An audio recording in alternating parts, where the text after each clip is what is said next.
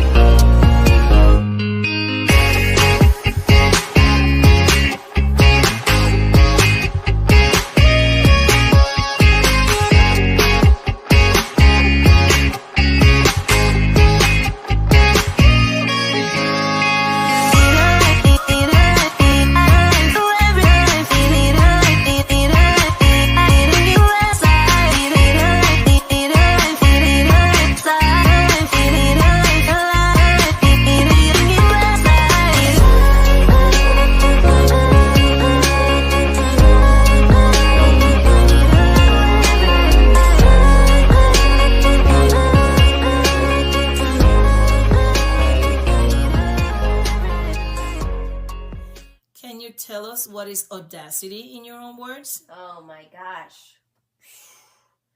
Audacity. I mean, literally, so much empowerment, daring attitude, and opportunities for women by women across the world, expressing themselves for who they are. And I mean, wow, it's just so amazing. I mean, back then, many years ago, events like these never happened. But nowadays, they are. And women deserve to rule the world. Men have had their share. I mean, bye-bye, boys. Women are gonna take their own stand. I mean, bam, they're knocking down doors.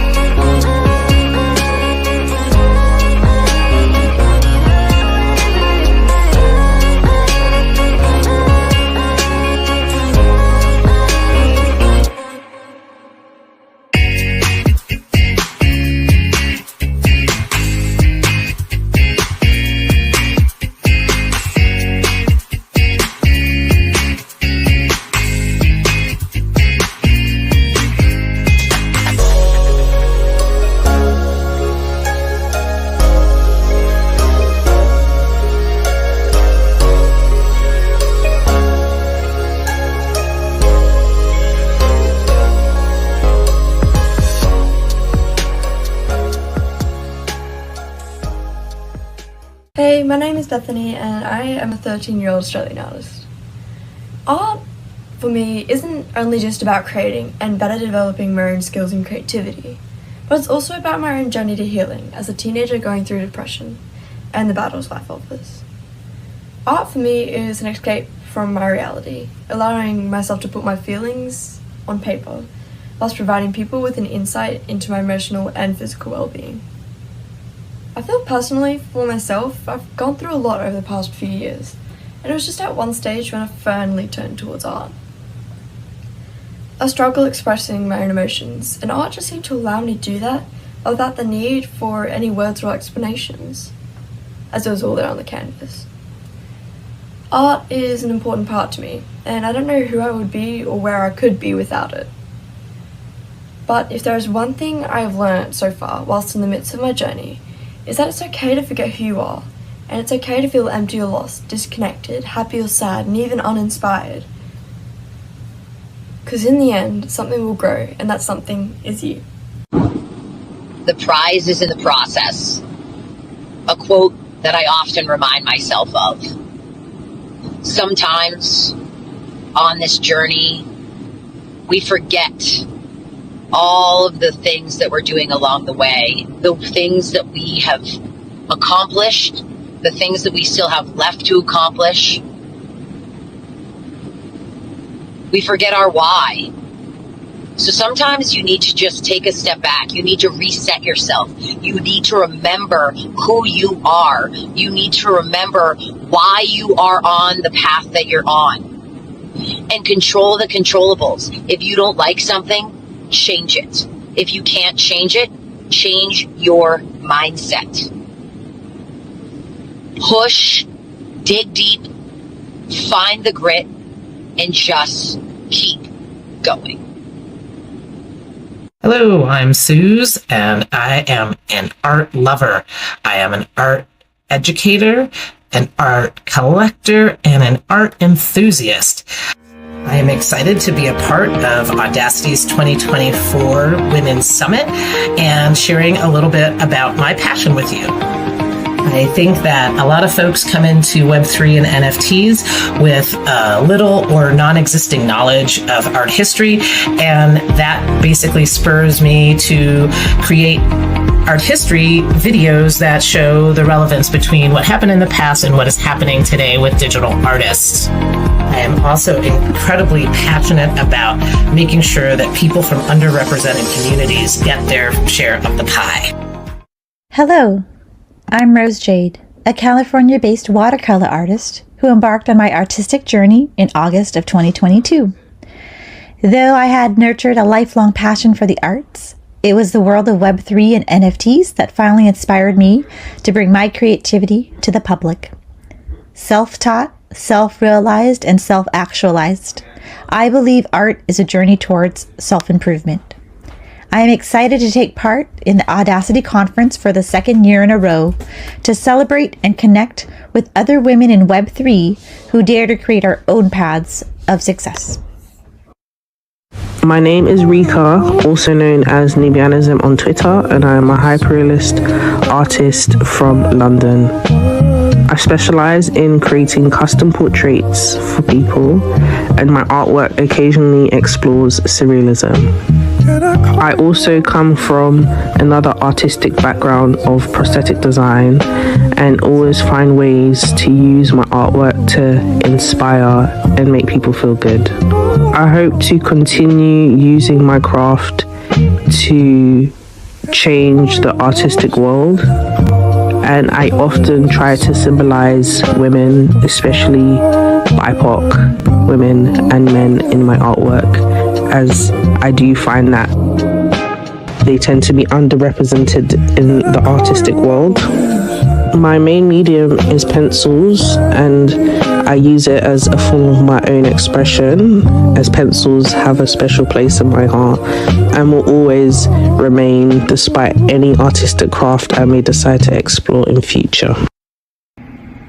Hi, I am Katie Johnson, and I am an artist in the digital and physical realm, and I am obsessed with geometric shapes. I love to create patterns that move across a page.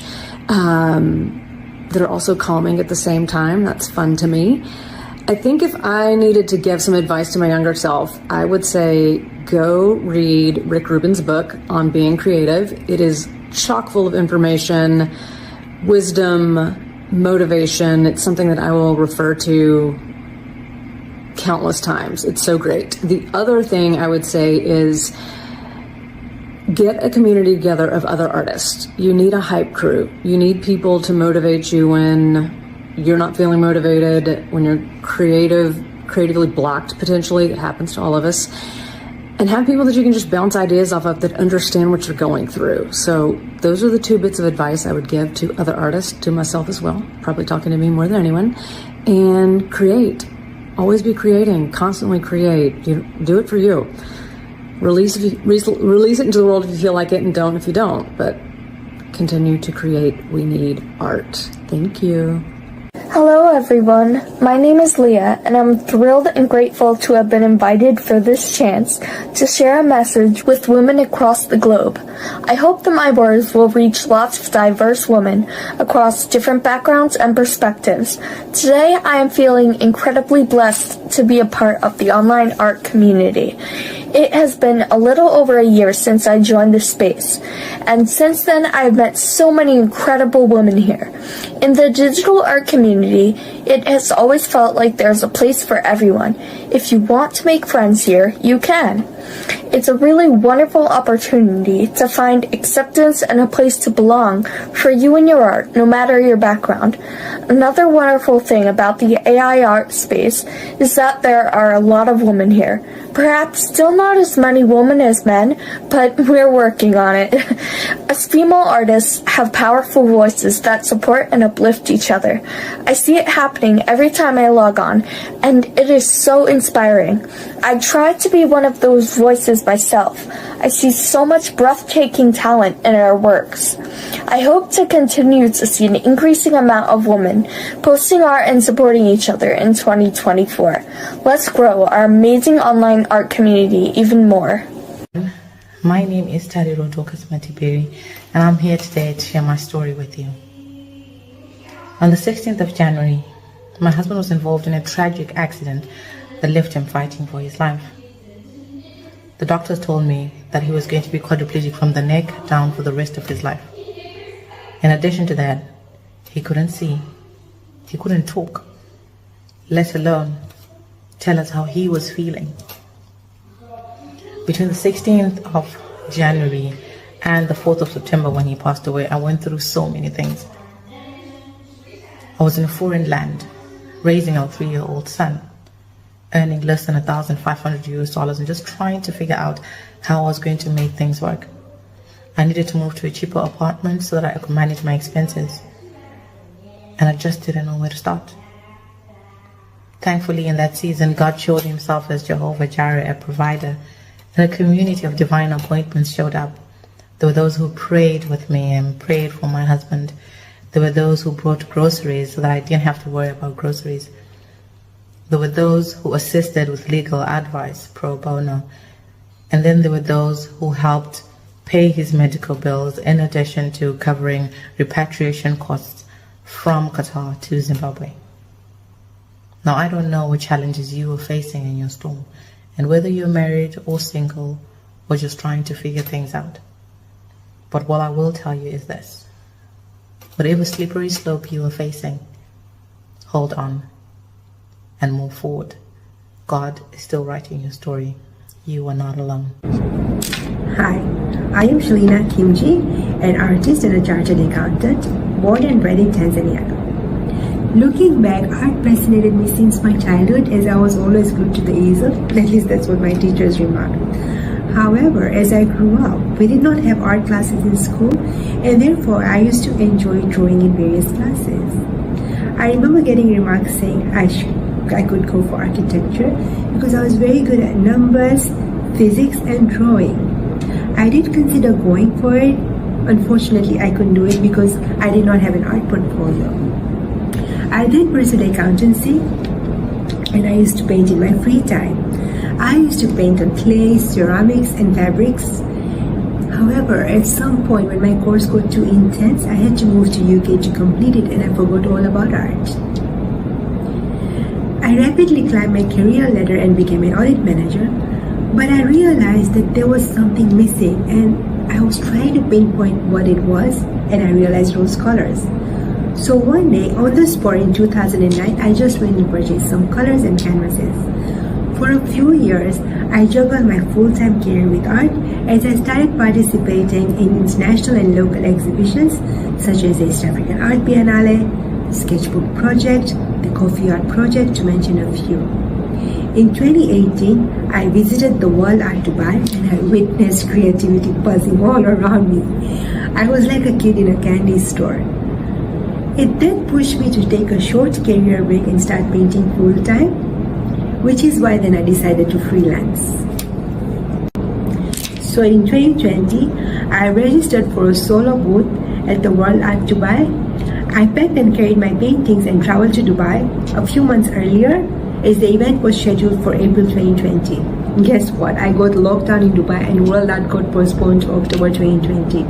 I was disappointed, but it was at that time that I came across this project by Art Painting Lab on lockdown art, which they were intending to convert as murals and display all over UAE. We could do as many pieces as we wanted with the hashtag United Art Emirates. The project went viral and all local newspapers began featuring it. One day I saw an update saying CNN would feature some of the artworks, but the deadline was in a few hours. I got to work and managed to submit my art piece. Guess what? A month later, I was featured by CNN and that was my massive breakthrough. In October 2020, I proceeded with World Art Dubai. However, I felt like I had bitten off more than I could chew because I had the responsibility to pack and carry my paintings, to travel all the way to Dubai, to price them, label them, install them, fill out a zillion forms, etc., etc. However, the best part was I realized my dream and I also got featured by a magazine called Arte Luso and the National UAE. Thereafter, I got featured in many other publications such as Citizen Tanzania, and later I was invited by a UK-based TV channel for a live talk show. This year, I got to paint my very first mural. It was for a playroom in the Children's Cancer Ward at the Muhimbili National Hospital here in Dar es Salaam. An art exhibition that I would reminisce very fondly was the one that I participated in by Z Arts Gallery on Art Connects Women on the theme Rise to Rejoice. I was the only Tanzanian artist representing Tanzania among 115 women from different parts of the world. I felt like an art queen, wearing my sash and displaying my painting. And guess what? I also made many friends and I also got to sell my art piece. At the moment, I am now part of Co as one of the very first female pioneers for being a coffee art creating and minting them as NFTs. One of my artworks titled Coffee Bloom was minted as an NFT and it was also exhibited at the DIFC Art Nights in a very fascinating concept called Gallery in a Box. Michiko, a 13-year-old artist, has been crafting her creation, the imaginary bird Marodori, since the tender age of 10.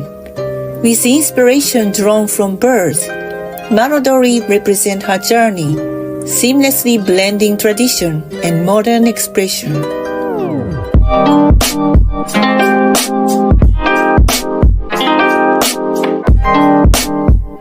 Being Michiko's mom and Marodori's project manager, I find great excitement in presenting her art to the world. My focus extends to managing metaverse projects and business initiatives, ensuring Marodori transcends boundaries, delivering a distinctive artistic experience globally. In ancient Japan, amidst the prosperity of the Heian era, as the imperial court in Kyoto, aristocrats painted eyebrows to symbolize and express their nobility. Marodori incorporates this historical practice into its unique design. Marodori's NFTs bridge the gap between the traditional and the digital, creating a new dimension of art ownership.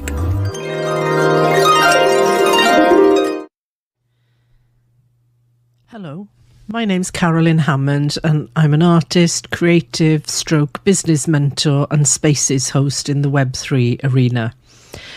I just wanted to share something with you that has helped me in my life in terms of being open to change, to staying open-minded.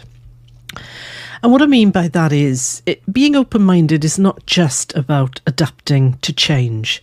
It's about actively seeking new possibilities. The doors we push against represent the boundaries of our comfort zones. So by daring to explore beyond what is familiar to us, we unlock the potential for personal and professional growth. Consider this for a minute. Life is full of opportunities. In fact, they are in abundance. However, these opportunities that circle us only become tangible when we position ourselves in spaces where they are accessible. It's not a stroke of luck that opens doors. It's the intentional act of pushing against them with unwavering determination. So, as you begin each day, try and open your mind and embrace the twists and turns of life, for they may lead to unexplored possibilities. Thank you for listening. My name is DC, noordinarygirl.eth on X. I am from the beautiful island of Trinidad and Tobago. I want to share how loving myself unconditionally has given me courage I never knew I had. Last year, I was diagnosed with vitiligo. That's an autoimmune disease that affects your melanin in your skin. At first, I struggled to accept the patches of lighter skin now dotting my brown complexion. But in the months since, I've undergone a journey of self-discovery. Though it shook my self-image, my vitiligo diagnosis gave me the courage to see that true beauty comes from within. My skin does not define who I am or what I'm capable of. Through practicing self-love, I've become braver in all aspects of my life. I pursue opportunities that once intimidated me. I initiate conversations with new people without hesitation. And most importantly, I make the choice each day to love myself wholly and unconditionally. I share a glimpse of my story to remind you that you are enough just as you are. Do not let challenges or judgments prevent you from boldly loving yourself. You have a powerful inner light. Let it shine. Hi, this is Edge Stretching. My contribution for the Audacity Women's Summit is a reflection on fear. I hope you like it. Here it goes. Fear waits for the passage, the weakness, and from there it enters, even when there is no real danger, without being noticed. It gives you an undefined sense of malaise, inexplicable and often changeable. You barely see it. It crawls slowly inside you, looking for open wounds, feeding on older fears. To get to the brain, cloud it, pervade it, immobilize it. Fear always gets what it wants. The fear of losing makes you lose. The fear of moving makes you immobile. The fear of loneliness makes you alone. The fear of others makes them aggressive. The fear of letting go turns you into stone. Fear does not exist like sadness exists, like anger exists, like melancholy exists. Fear does not exist. It's no use. It does not make you grow. It doesn't make you stronger, but only helpless before it. Fear doesn't exist. It is insubstantial. If you look at it, it gets scared, retreats. It is annihilated. Let's get to know it, recognize it, and destroy it. Hi, all you audacious women out there. The challenge I chose to accept today was to come up with something inspiring to share, maybe a story or something personal. If you were to ask me to relate something inspiring a few years ago, it would have been a video of me in Split or Sarajevo or Belgrade. Something inspiring and sexy. Well, my life isn't exactly sexy right now. Not bad, but definitely not sexy. If you asked me this question a few months ago, I suppose I could have shared some stories about some intense challenges that I've had to overcome. Because overcoming challenges also makes for a good story. Like Luke getting his hand cut off or almost freezing to death but ending up becoming a very powerful Jedi. Or Frodo going on a suicidal quest through the heart of Mordor but succeeding in destroying the ring. Or Harry who loses a lot and gets his ass kicked before he finally destroys all the Horcruxes. Or maybe that influencer who loves to show images and videos of them working from an island in Greece after telling a story about how they were broke and homeless a year ago. Not only do I not have a traditionally inspiring tale to tell, I don't feel like talking about my specific challenges because, at least for right now, these things feel private to me. Honestly, on the hero's journey, I'm somewhere in the middle of the story that gets edited out. The story of what I'm going through right now is of little use for exposition or plot advancement or demonstrating a character arc. There's no good action or fight scenes or stunts or special effects. I'm in one of those periods in life that are pretty mundane, but the kind where you also get a lot of shit done. Today is a really good example. I waited for the plumber to arrive so they could fix the drain hose on my washing machine, and I built an email automation. Yeah, I know that's pretty exciting stuff there. The thing is, I'm still here, and that's good. I'm persevering. I'm consistent. Most of my accomplishments to date are simply because of simple consistency. I'm no hero, though, because I really don't have any other choices. Sometimes you just gotta do what you gotta do. You gotta make shit work with what you have. But while you're doing all of this, while you're going through all of it, you're probably wondering why. I know I do. Because a lot of times it just doesn't feel like any of this has any purpose or meaning. What I'd like to do right now is take a moment not to focus on me or anything visually distracting. And this is why I'm using the audio-only medium right now. Not just because I don't feel like being on video. I'm going to invite you to focus on the surroundings you are in right now. What do you see? What's in the room with you? What are you doing? Are you multitasking? Or what did you do an hour ago? What are you going to do an hour from now? What are you working on this week?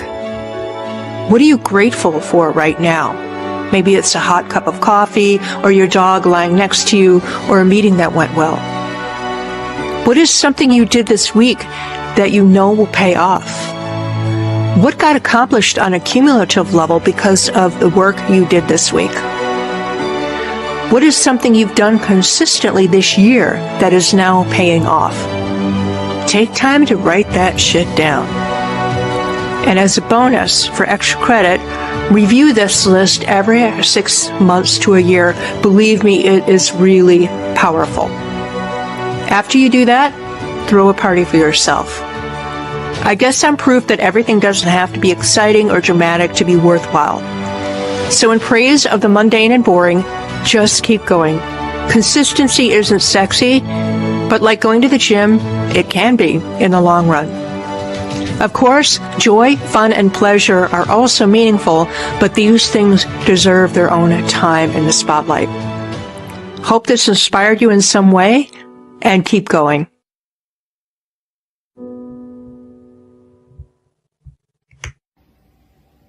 My biggest fear is being left behind, not being connected to my family, not understanding what's going on in the world today. I created Onboard 60. Over the last 2 years, I've been learning everything I can about these new technologies. Onboard 60 is my project to reach out to other senior citizens so they can stay connected also. My virtual business card is on Cyber, /Onboard 60.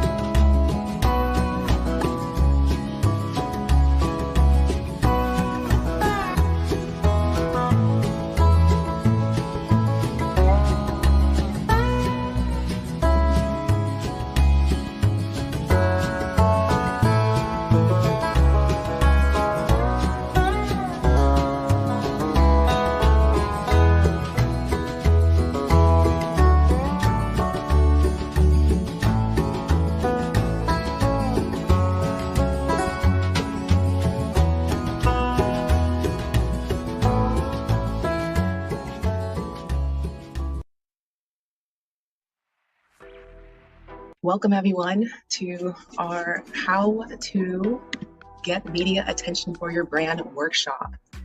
During this workshop, we're going to be dialing in on how you can get media exposure for what it is you're currently building.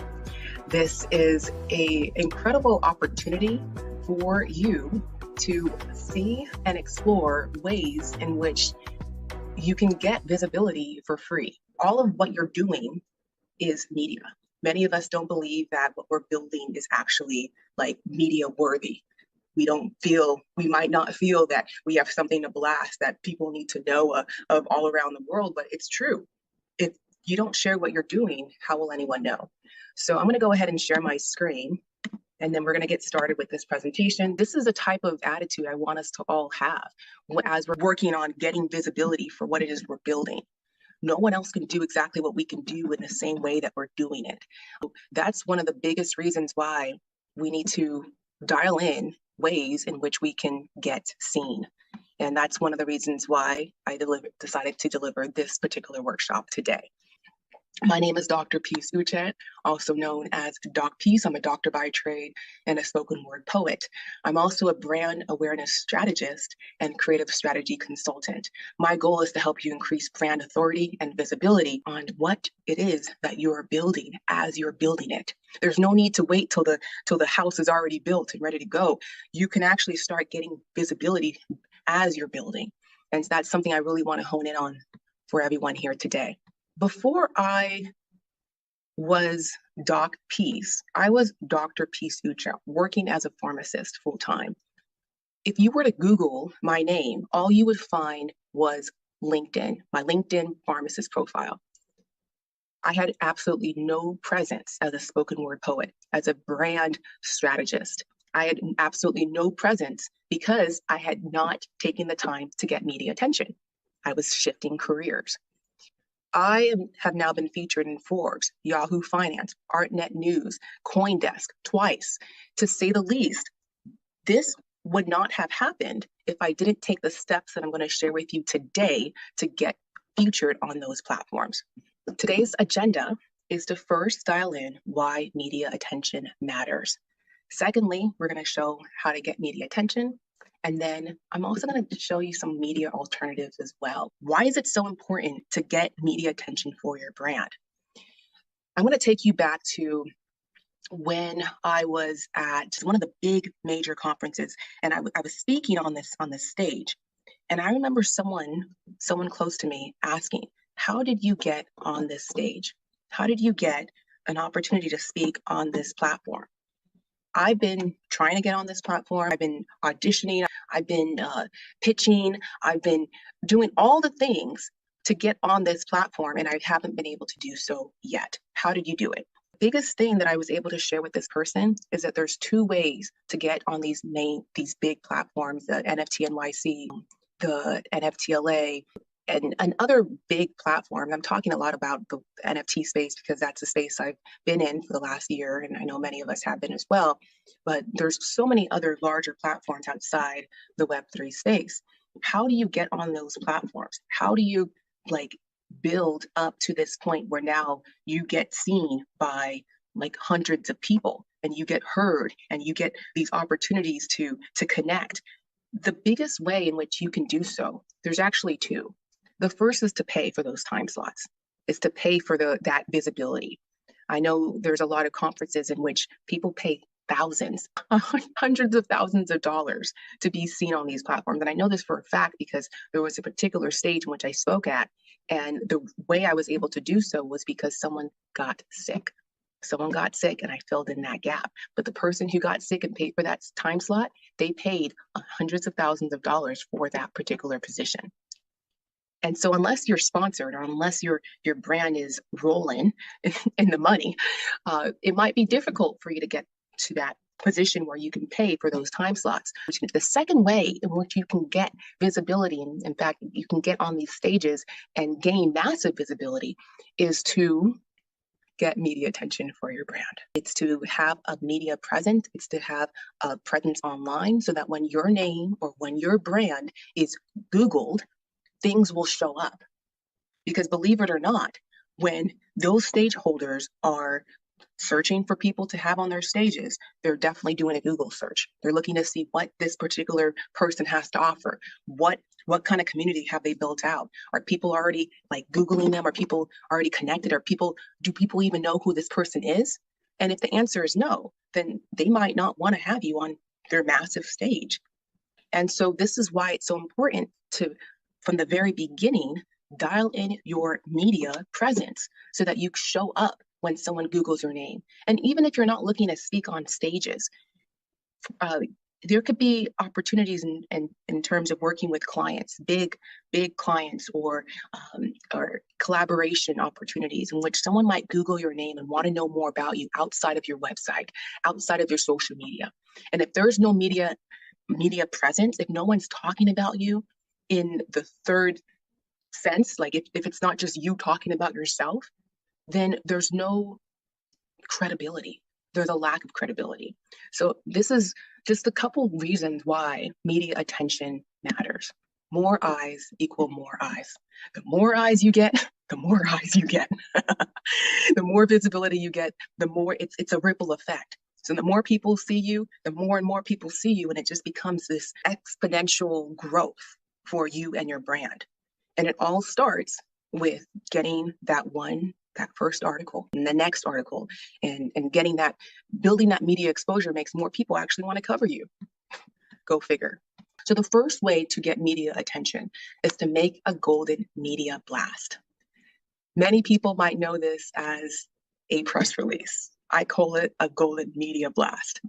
And the way in which you're going to do so is to understand that everything that you do in your business can be newsworthy if you say it in the right way. Something that people will actually not only want to read, but will actually get approved on various press release platforms. I have a whole template that I've created for you all today on how to craft a press release that will get approved and will go out on press release platforms. Press releases allow you to officially showcase what you've got going on. As soon as you put out a press release, it becomes official. It's more than just an advertisement on your social media page. It's an official document that showcases what you're going on, what you have going on. And secondly, press releases can get picked up by larger platforms. Did you know that? Did you know that press releases can get picked up by larger platforms? You can put out your own press release and other larger platforms can see that press release and then push it out on their own platform. This is something that can't be done on social media. Yes, you can share what you have going on and others can share it on their platforms, but this takes it to a whole nother level. It becomes a global way for you to share an official document of what you have going on. And what's so important here is that you're actually writing it. You don't have to wait for some other media journalist to come around and say, hey, can I showcase what you have going on? No, you are actually showcasing what you have going on your own. So not only is it an official showcase, other larger platforms can feature you, but it also sets you up to create a Wikipedia. So I know this might not be something that you thought of in the past, but I want you all to think about this for the future. If you're growing your brands to the point people actually know who you are, then having a Wikipedia should be something that's on your brain. When you're creating your Wikipedia, it has to be an official document. And it can't be a press release that you put out yourself. It has to be a press release that's been put out or pushed out by a larger platform. So this is why it's important to that second point that I shared. Press releases can get picked up by larger platforms. So you can showcase what you have going on, and it could be an official document. And it can't be a press release that you put out yourself. It has to be a press release that's been put out or pushed out by a larger platform. So this is why it's important to that second point that I shared. Press releases can get picked up by larger platforms. So you can showcase what you have going on. And it could be anything from as small as, oh, I'm hosting a workshop. I'm hosting a workshop on this particular day. And you say all the details of what that workshop entails. Again, it needs to be newsworthy information. You holding a workshop is newsworthy information if you word it in the right way. So now you have all of this documentation of what you've done. You have that you've hosted this workshop, that you spoke on this platform, that you built this particular tool, that you've launched this particular product, that you've created this particular animation piece, and it's all officially documented in a press release. And then that press release has been picked up by bigger news media platforms, so it's even more official. And then you can create a wiki that goes through the timestamp of the growth of your brand. So this is something to get really excited about, because press releases, you make them yourself, and then it has the potential to get picked up by bigger brands. So this can give you massive media exposure, especially if you're doing this on a continuous basis. And the kicker here is that it's free. It's free to push out your own press release. Yes, there's certain things that you can pay for to expand that exposure, but initially you can just start pushing out press releases for free. And the template that I have to share with you will guide you through on how to create an effective press release. And it'll also include an example of a press release that I've crafted in the past. It got picked up by a bigger outlet. So this actually works, and I'm really excited for you to try it for your brand as well. So just a couple points on how to create this press release before we go on to the second way in which you can get media attention for your brand. It needs to be newsworthy information. It cannot be pitchy. It has to be uniquely worded, meaning that no other piece of information or content out there is worded in the same way. It can't be a copy and paste type of thing. It can't have all caps, which is also called hype text. We see that a lot on social media. Can't have exclamation marks, and it needs to be written in a journalistic style. So it needs to be very matter of fact in the third person. So this is happening on this date. This is what's happening. This is the information that will be shared on this particular date, and this is how you can join. And again, the template that I have to share with you will give you a step-by-step way on how to craft your press release, where to go submit that press release, and an example of a past press release that I've not only submitted, got approved, but also got picked up by a larger media outlet. The next way in which you can get media attention for your brand, number 2, is to pitch directly to media. Now we're going to go over how you can actually pitch directly to journalists. This is a platform called Help a Reporter Out, or HARO. HARO connects journalists who are seeking expertise from experts like you and me to create their content. They're looking for sources. You go to this platform, create a login, select I'm a source, you create your profile, and then you would immediately get pushed out emails, 3 emails a day that you get Monday through Friday, with opportunities to get featured like in these massive articles. For example, Fox was in one on Friday. Fox News was looking one on Friday.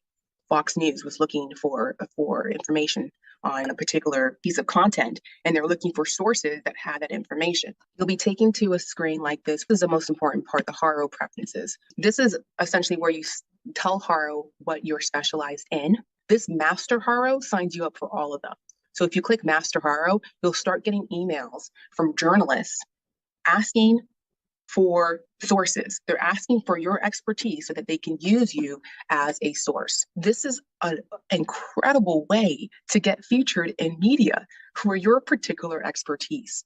Okay. I want to share with you an example of an email from HARO. It's Monday afternoon edition, because again, they have multiple editions that go out throughout the day. They break it down into the different topics. I'm going to scroll through. And then in the parentheses, you can also see the platform that is actually looking for that source. You can scroll down and again and see these major platforms. There's so many different topics and a lot of big platforms that are looking for experts. Let's look at Squarespace website owner to share opinion on the website builder, right? Many of us have probably used Squarespace. So they're looking for someone like you or me who's used this platform to share their opinion on Squarespace. And you can see that the particular journalist who's asking for this, her name's Emma.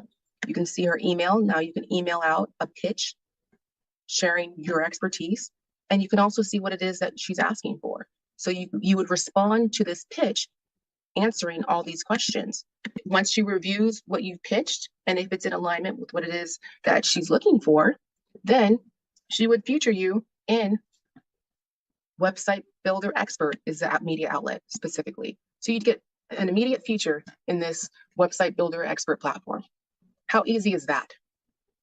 And so if you were to receive these emails, a couple of them a day, and you were to pitch at least one of these journalists a day, imagine how much massive exposure you would get for your brand. And again, this is a free platform. So those are two massive free ways in which you can get media attention for your brand: creating your own press releases and then pitching journalists who are looking for experts like you to be featured on their platform. Once they email you back saying, yes, I would love to feature you, you can make that direct connection with that source. There's been so many times where I've pitched out a pitch to a particular journalist, and then they've come back to me directly asking me specifically for my expertise. So they didn't want to go through Haro anymore. They don't need to go through Haro. They know that they already found the experts. So they just reach out directly to you. So you can make that connection with a specific journalist so you can get featured regularly, on their media platforms. I want to take the time to go over some media alternatives. There are three main media alternatives. Many of us are familiar with stages, like virtual and in-person stages. And if stages have a marketing budget, they're marketing for you. So this is an important question to ask when you say yes to speak on a stage. If it's a small stage, as long as there's a marketing budget, not only do you get that practice and opportunity to speak to a new audience, but you also get free publicity. So that's not something to keep in mind. When it comes to podcasts are evergreen content. So they will forever exist. Even after the podcast stops taping, your podcast episode will forever exist on Spotify or YouTube or whatever platform that podcast went on. So that's something to keep in mind. That's massive exposure because you're on somebody else's platform. If someone Googles you, you will show up because you've been featured on that podcast. Twitter Spaces could be evergreen as well if the space is recorded. When I led a space with Lauren Turton, we would record those spaces and push them out as podcasts as well. So there's a lot of potential there with podcasts, Twitter Spaces, and in-person virtual stages as well. One thing that I really enjoy, though, is blogs. Blogs don't require you to show up in real time, and they feature your expertise. They may be more personable than larger media outlets, depending on your relationship with the host. Start looking into being featured on blogs because of that personability of the blogs and the ability for you to show up in your own time. Let's Flow Gold Inner Circle is a platform that I built out to house your profile on our platform, letsflowgold.io. We have 100 plus monthly visitors, so you're getting immediate eyes on what it is you're building. You get featured in our blogs. One mistake I made when I was first starting out was that I wasted time building my website. No visitors came because I had no established media presence and no leads. So this solves the problem of obscurity from the very beginning. You get immediate eyes, continuous exposure, workshop style meetings to help develop these media pitches, your outreach strategy, and all of the components of building a media presence. That leads us to our last slide here. We've gone over a lot today, but I want to make sure that you get the opportunity to get the Golden Blast template to create your press releases and start getting featured on other people's platforms. So all you have to do is go to bit.ly/media blast, or if you have your phone handy, you can take a picture of that QR code. But again, it's bit.ly/media blast. So you can get that template and start building that press release to get media exposure.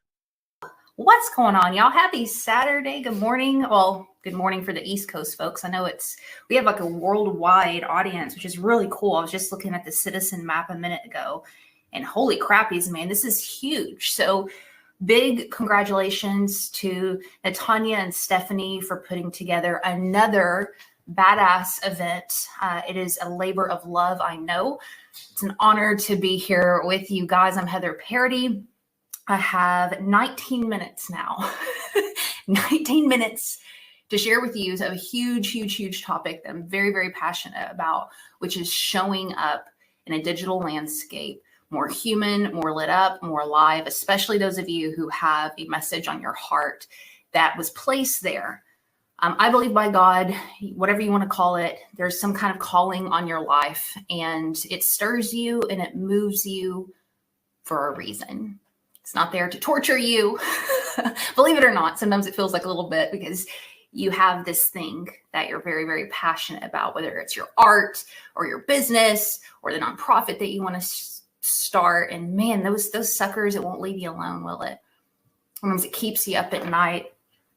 And there's so many different avenues and different things that you can do. And a lot of times people get stuck in the dreaming phase and the what if phase and the wishing phase because of overwhelm and honestly, fear, a lot of fear. Who am I to use my voice? Who am I to start a conference? Who am I to have the audacity to believe that I, little old me, I'm country, y'all, you don't even know, little old me can make any kind of impact in this world? Is there space for me? Is there room for me? There's so many other people who are doing what I want to do, so many other artists, so many other storytellers, so many other conference leaders.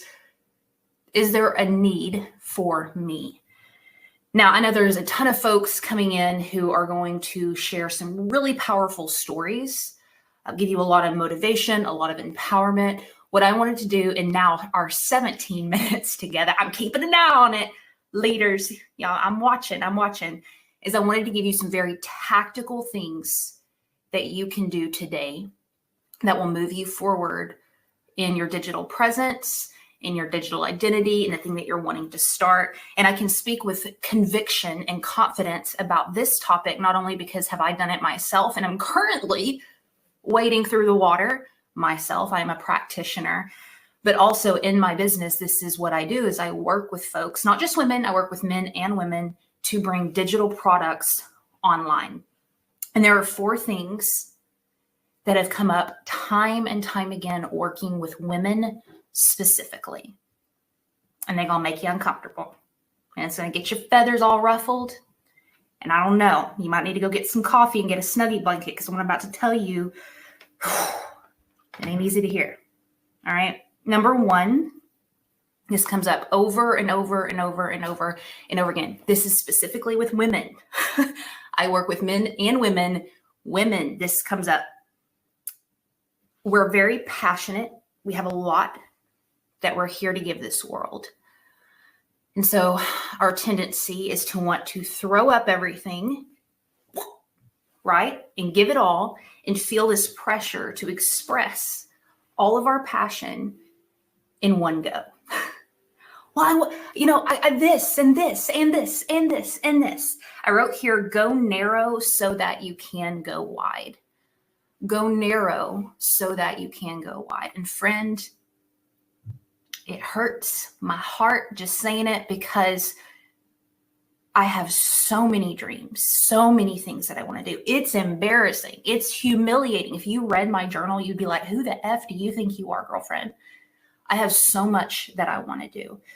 But I have seen through some successes online and through some failures online, a lot more failures, a lot, that the times that I have chose to go narrow over going wide, I've been able to push the ball forward way faster. Now, tactically, what this looks like is it means narrowing in on one particular thing just for now, and going hard on it.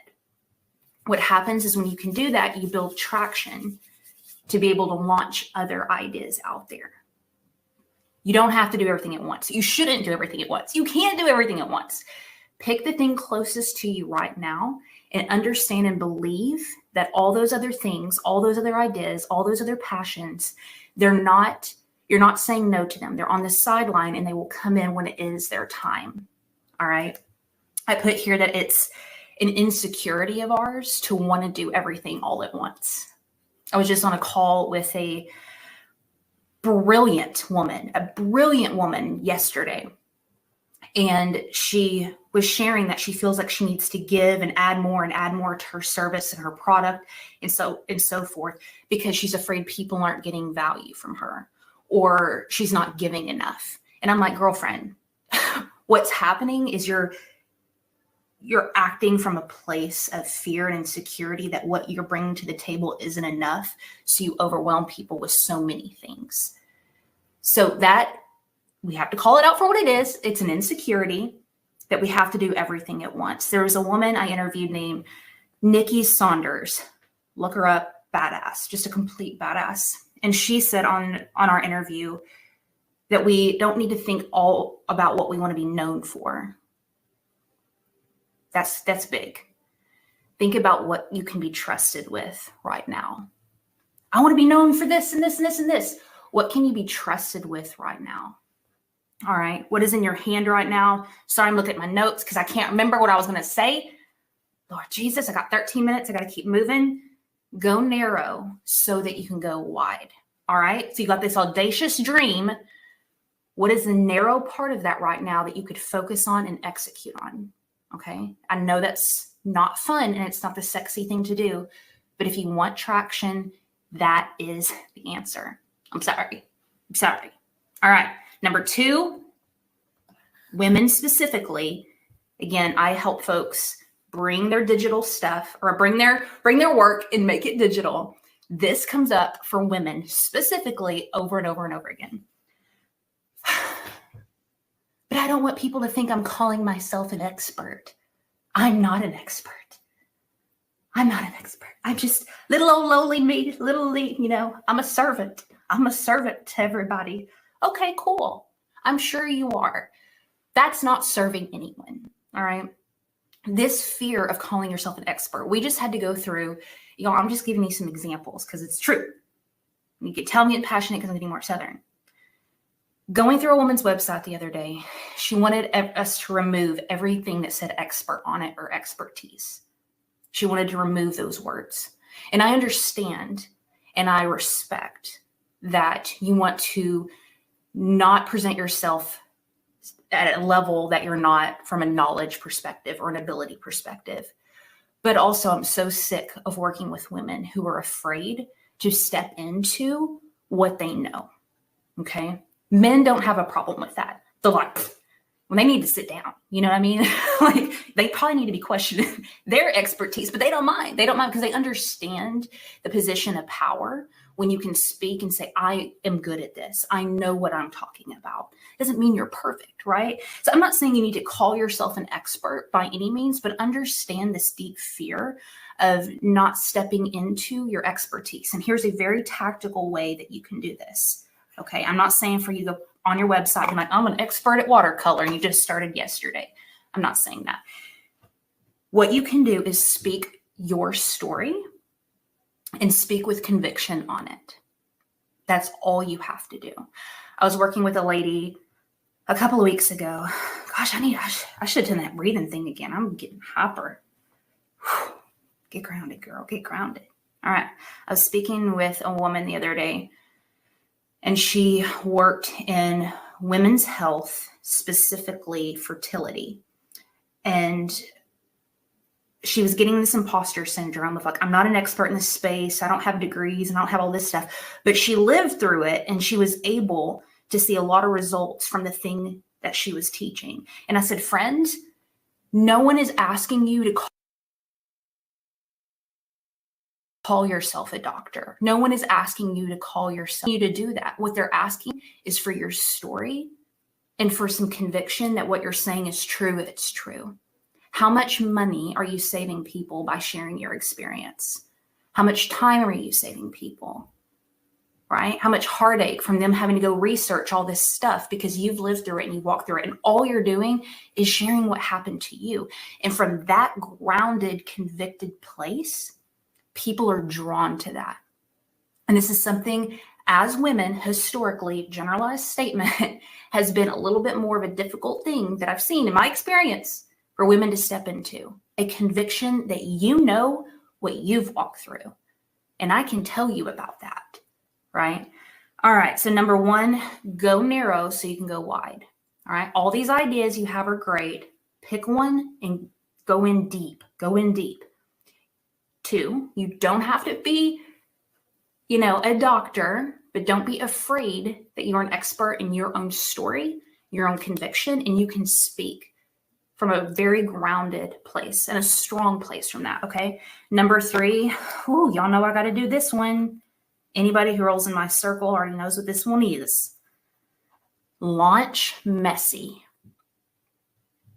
Stephanie and Natanya are in the back, and they're probably like, praise of Jesus. Launch messy. Launch messy. There is no way that you're going to figure out what your art is, what your business is, what your platform is, without first, through trial and error, figuring out what it's not. And that only comes through putting it out there, playing with it, and letting it show you what it is. We get in our ego and we think, oh, I'm creating this. This is all me. No, that thing's a living entity, and it's going to work with you, but it wants to be respected, right? And taken care of. I know this sounds weird and woo. I usually have the book with me right here. It's called Big Magic by Elizabeth Gilbert. Game changing, absolutely game changing. But the idea that our ideas are calling our living entities, and if we don't do something with it, it'll move on to somebody else. I have a friend who's convinced he came up with the Uber idea. He's like, I came up with that idea. I'm like, no, you didn't. He's like, yes, I did. Well, you didn't do nothing with it, right? Launch messy. This is kind of a bold statement, but I'm willing to make it, and I'm willing to stand by it, is that this need to perfect is extremely selfish. Extremely. It is all about you. It is about your ego. It's about how people perceive you. And friend, that's not coming from a place of judgment. It's coming from a place of deep empathy, because I've been there. I want to control what people think about me, because I want you to like me. I want you to think that I know what I'm talking about. I want you to like my freaking reel. You know what I mean? I want to control your perception of me. So I'm going to hyper focus on stuff and nitpick it and put out less, right? That's what we do. This fixation on perfectionism is all about you. It's insanely selfish, right?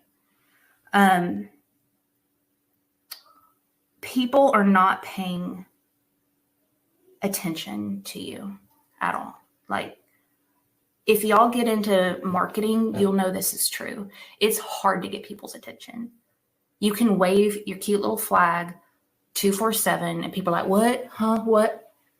Nobody's paying attention. They're so distracted that you can put out work messy and imperfect, and nobody cares. And if they do care, they're bored AF, okay? They need to get out of freaking life. Nobody is paying attention. You can launch messy, all right? I need to move on along because now I got 6 minutes. So what have we talked about so far? This is tactical things I've seen come up over and over and over again with women who have big hearts, big ideas, a big calling on their life. And these are the things, I swear to God, the conversations I have on a weekly basis over and over and over again with these women about the resistance that keeps them from putting their work out there.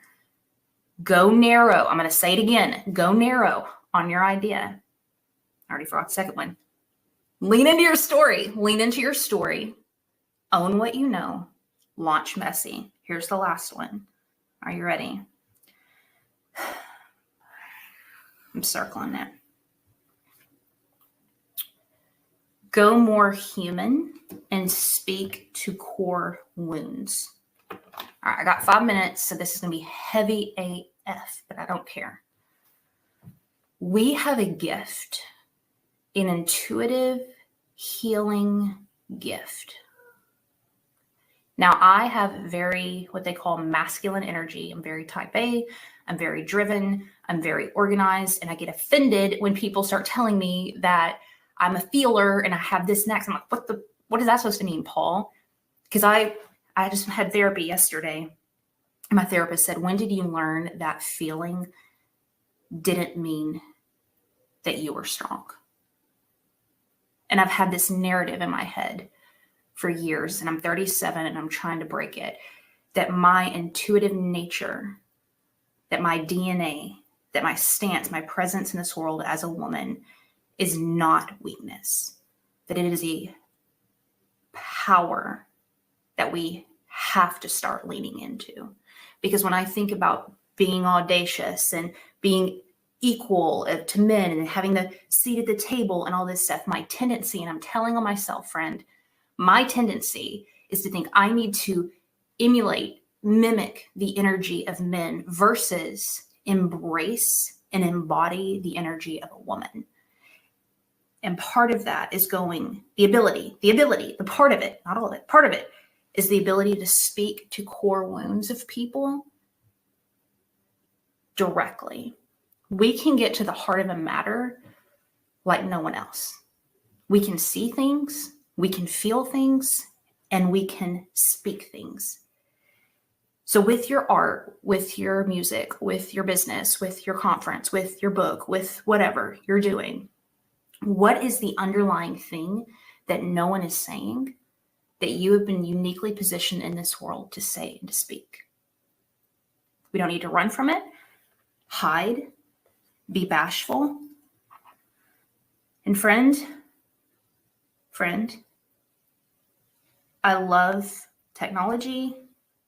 I love these tools, but nothing is going to take the place of your physical voice, your physical, beautiful face, and your physical energy, right?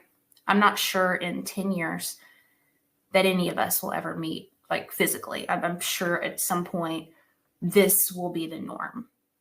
That's cool, right?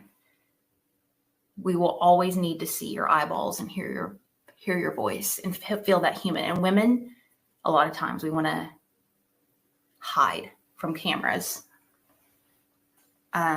It's funny because when we do a lot of building out of things for folks.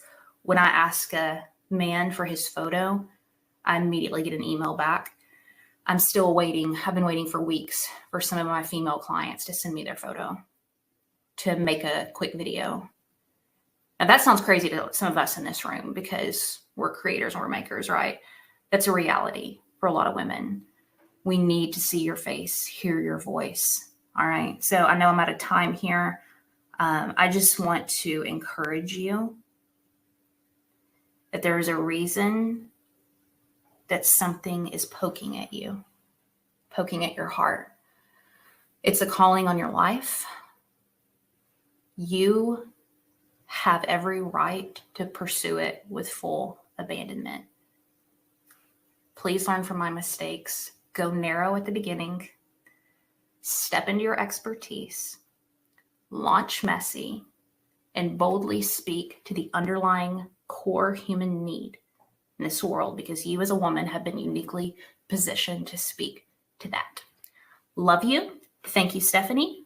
Thank you, Natanya. Y'all are badasses. And I'm going to roll on out of here. I don't know how to get out of here, but I'm going to try.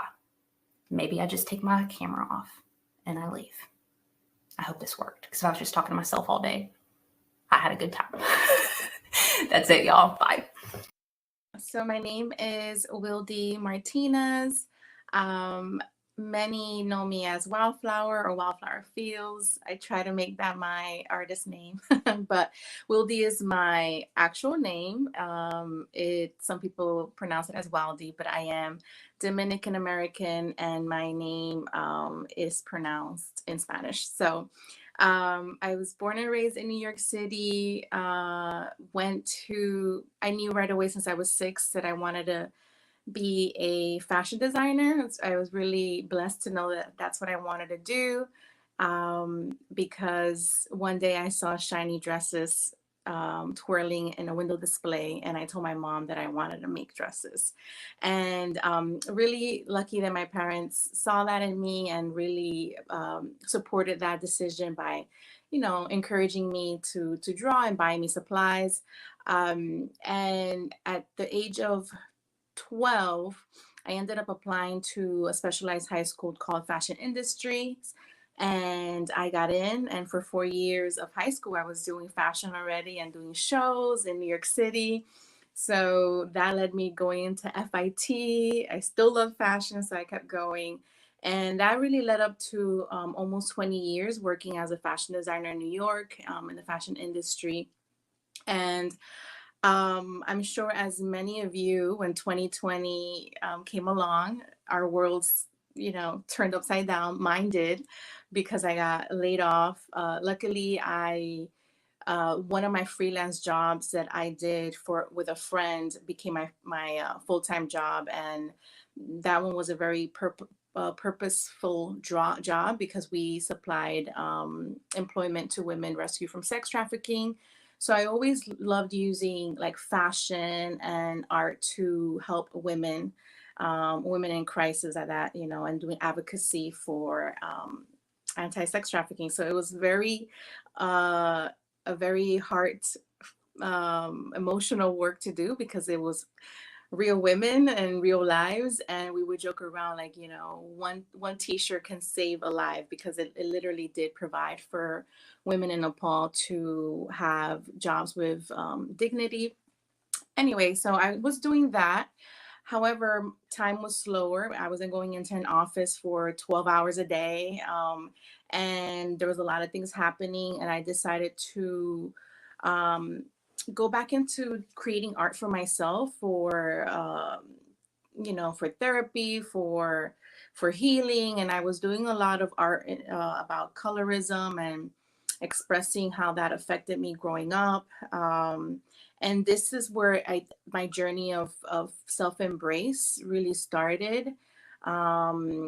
Questioning things like why, about certain things in my culture that were I grew up listening to that weren't right, and that led me to really like embracing my African heritage. And I was like, I want to be able to celebrate this part of my life too, that my culture necessarily doesn't really embrace. And I know Lemni is here, she's Dominican, and maybe a few of you have grown up with colorism and kind of the confusion, or just the internal war about who are we and who we identify as, and the things that perhaps are not celebrated being kind of not played up. So I used to straighten my hair before, and to blend in, and it's like that internal war, especially as women, of fighting to be unique, but then that fear that comes with like, what if we stand out too much?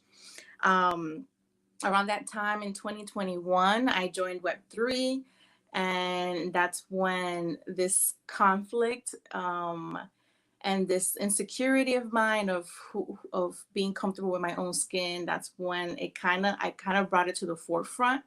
And that's when I created an art piece called Wildflower 38. I had turned 38 at that time. And it was a fashion illustration with vitiligo on it.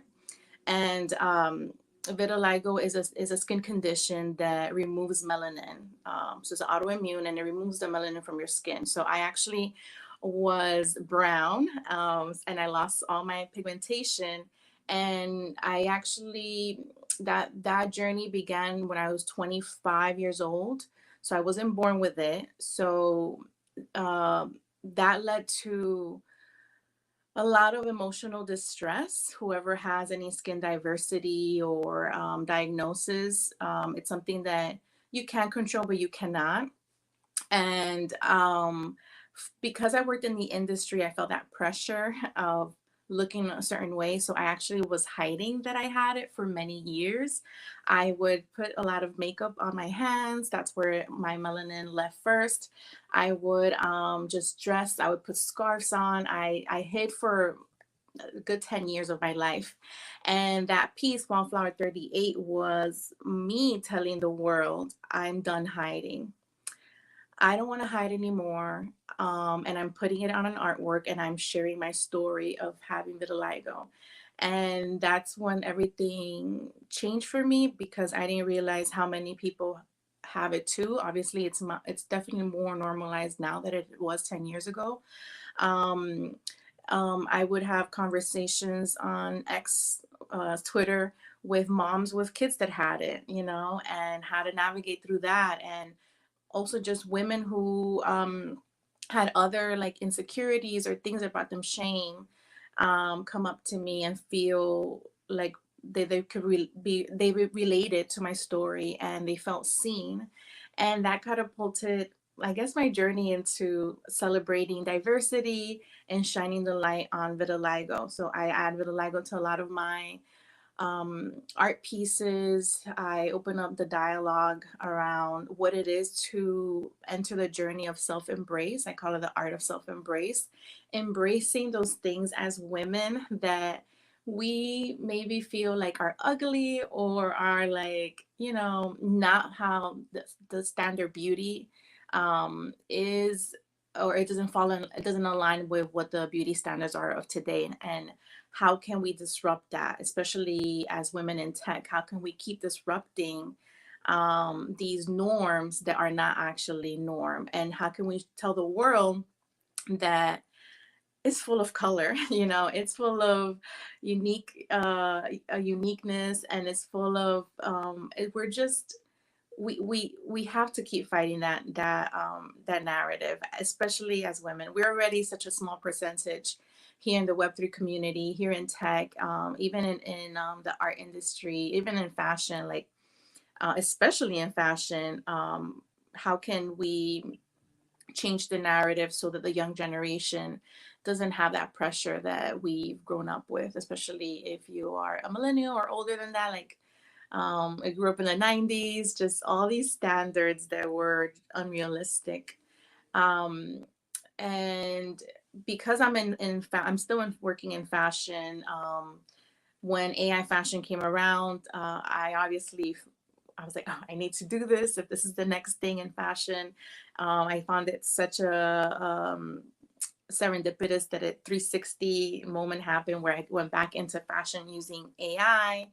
And I joined, I'm one of the competitors for AI Fashion Week, ended up being one of the finalists.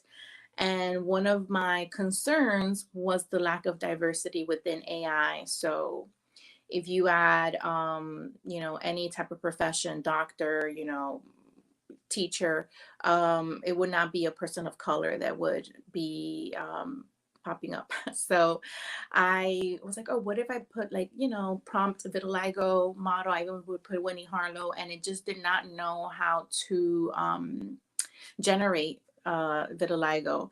So I learned how to train my own AI models to have vitiligo, and I'm one of the first designers in AI Fashion Week and finalists to have vitiligo community represented. And this is being seen like in Vogue, and I know there's still a lot of growth to be done. But one of the things that I wanted to encourage everyone that is here and listening is that usually the things that you have that are so different from everyone else, or that you feel like you don't know why you have it, or why me, like why did I get vitiligo, and I wasn't born with this thing, and I'm changing every day, why me? And definitely has shifted quickly into what for, like what can I use this for? Is it for advocacy? Is it for just sharing my story? And I think it's pretty incredible that the thing that I felt so much shame over, the thing that I felt like was ugly or that I had to hide, is the thing that is being used today to help so many people that are like me. And that brings me so much joy. And it's also my why as to why I create art, why I create even fashion, though it may seem vain, like the fact that I'm the one creating it, and that through that maybe someone can discover my story and my why as to I create, that their lives can be impacted, especially little girls who maybe look like me, can know that they can also be bold and be out there and create as well and make legacy. And I always say, if it's not done yet, then we're the ones meant to do the change. So if there wasn't vitiligo prompting, then I could do that. Let me figure it out. And that goes to everyone here today.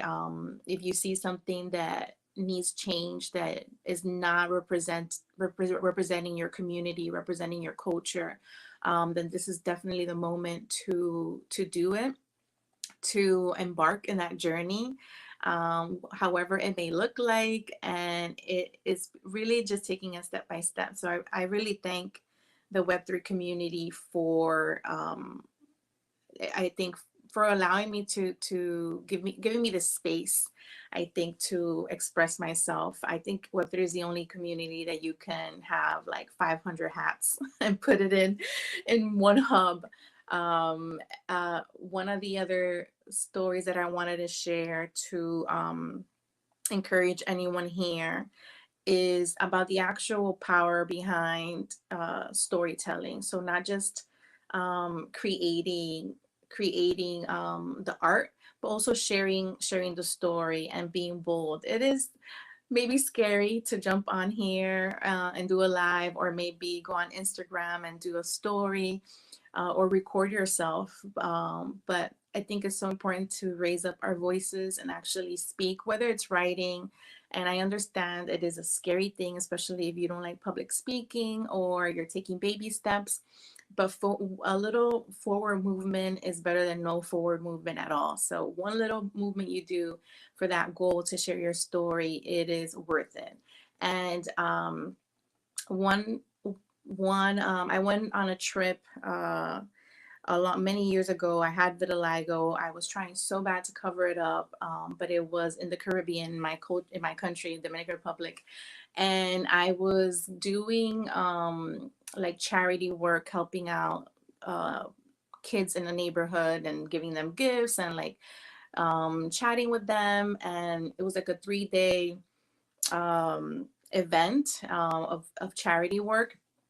And at the end of that event, each little kid would come up and say, thank you for this, or thank you for that, just thanking the organization for being there. And I remember one little girl went up there and she had said, I want to thank, she said, I want to thank, but she said something I can't remember, it's a long time ago, but she said, I now know that I am beautiful. She had vitiligo. And she said, and I know that I am beautiful because Miss Wildy is beautiful.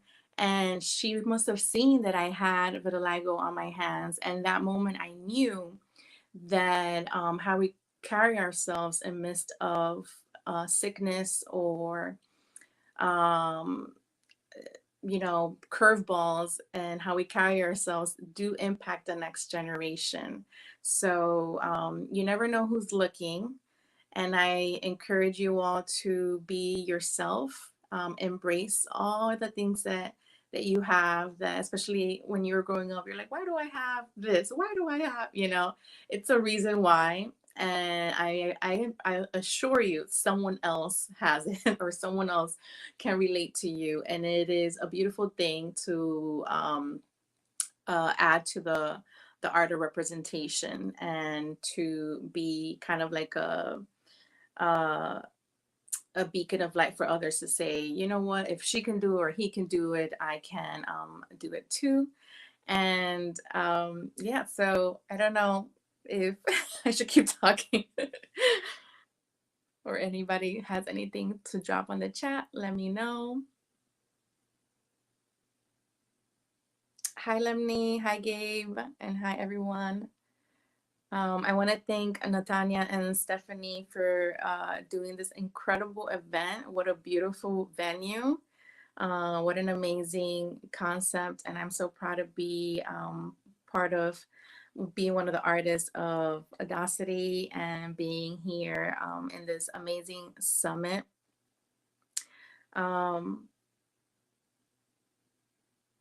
Amazing. There's no questions coming in.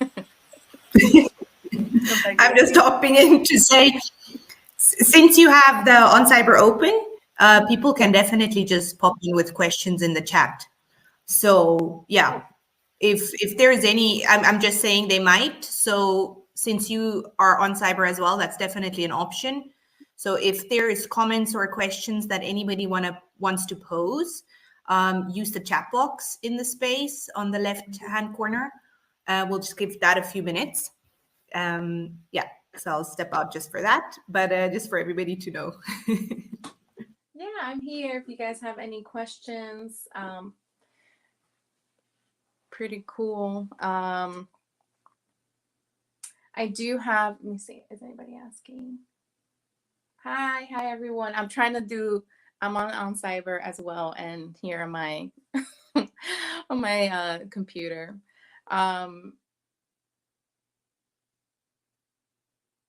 sure.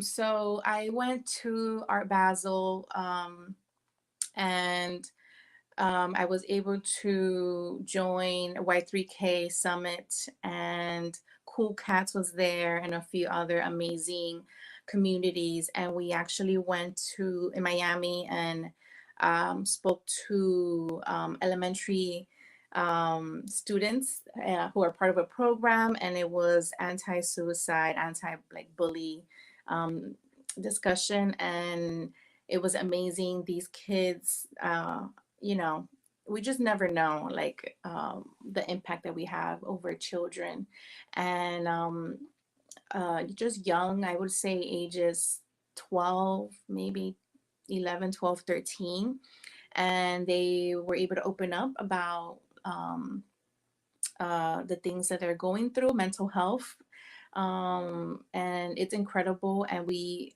basically there was a lot of artists there, and we spoke to them about using art as an outlet, right? When we are trying to let those emotions out, how we can use art and music. And it was a beautiful thing.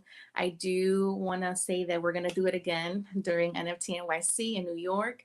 It's actually going to be in Harlem Children's Museum, and we're going to be having some activation, showing them about Web3 and blockchain. I'm going to do some AI workshops with the kids, so I'm super looking forward to doing that. And then here, how do you see AI and fashion shifting in the future? I mean, it's already happening, and it is pretty insane. I think what's pretty cool is that maybe because I feel like I'm in both industries at the moment, I can see fashion actually being one of the ways where Web3 and blockchain become mainstream, because it's already happening. For some reason, AI tech is just like a smoother window into Web3. Like, it becomes a little bit more like understandable why we would use this type of system or ecosystem to record information, especially in fashion. So one of the main examples that I'm seeing right now is Norma Kamali. She's an amazing American fashion designer, and she has trained AI to be her assistant to record her fashion designs throughout her 50-year career as a designer. So it's all in a database, and instead of it being in a museum somewhere, it is in the blockchain and with AI, and it's pretty cool to see companies do that. I'm seeing a lot of editorial campaigns where it's all with AI. Digital Fashion Week now is becoming aligned with like New York Fashion Week and Paris Fashion Week and Fashion Week in general, where there's an infusion of AR, VR, AI fashion. Steph Young, I don't want to mess up her name, but she's doing a crossover between physical and digital. Let's say the model is walking down, the runway, and you hover your phone and you can see the actual digital wearable on the model through your phone, through your glasses, if you own the Ray-Bans, or I'm sure Provision too, you're going to be able to see the show, and there's not actual real clothes on the model yet. So there's definitely already a huge movement. And then I see, yes, Gabe, I had a collaboration with my son Luther and Tezos. So my son has a NFT. I think we sold out already. We did 4 pieces. Whoever's been here for like 2 years or a little bit longer know that last year we were living on Twitter. I mean, I still am living on Twitter, but it was just the spaces. Like, we were, in spaces 24/7. My son was home with me, so I didn't want it to be where mommy is starting a new job and you're not involved. So I allowed him to listen into safe spaces with me. He knows what NFTs are, and I said, would you want to create a collection together? And all the money goes to his fund, and these are actually his pieces of work back here, if you guys can see it. I don't know if you can. Oh, you can. He's an amazing artist. So I'm like, we could collaborate together. And he lent me all his beautiful abstracts, and we added fashion gals to them. And it's really fun. I had to tell my husband to take him out because he would be here with me doing this live as a little future artist that he is. Let me look over here. Do you have any idea on how to represent Dominicans? I think if you're a Dominican, you're the representation. Like it's showing up, talking about your culture, not being obviously no one being Dominican. Like we have so much pride over our culture. It's showing up and showing your unique story. Even I had a collaboration with Coffee Coin. If you guys have seen Coffee Coin, if you can apply, I encourage all artists to look into it. But we created a coffee bean together, and they put my art on the packaging, and then you buy the coffee, you get an NFT. And because coffee, if you're Dominican or Latino, is so important to us. Like I need coffee. I injected my story with my grandmother, my Dominican grandmother, and how one of my core memories with her is drinking coffee with her in Dominican Republic, and then drinking coffee with her here. And how I started drinking coffee when I was 7, because that's how Dominicans are. And I know my friends here can not leave me hanging. We're not lying. We drink coffee since, it's like a little bit of coffee and a lot of milk when you're young. But yeah, injecting these stories that are part of our upbringing, and adding them to, it doesn't need to be like a bold Dominican flag, but in your storytelling, there's going to be things that because of your upbringing is just going to seep through. So finding out ways to, I just found that coffee project was such a beautiful way for me to talk about my grandmother and celebrate that legacy and what she passed down to me. And then my other grandmother was a fashion designer, so I'm always bringing her up. That my mom always says that it skipped the gene, because my mom is not like creative, but that that I got the gene of I don't know, gene of fashion or like creativity. So always honoring them in interviews, or if you want to actually create a series. That's how I started. I created a series with Afro-Dominican women, and talking about colorism and the history of colorism in DR, and it just kind of kept going and shifting.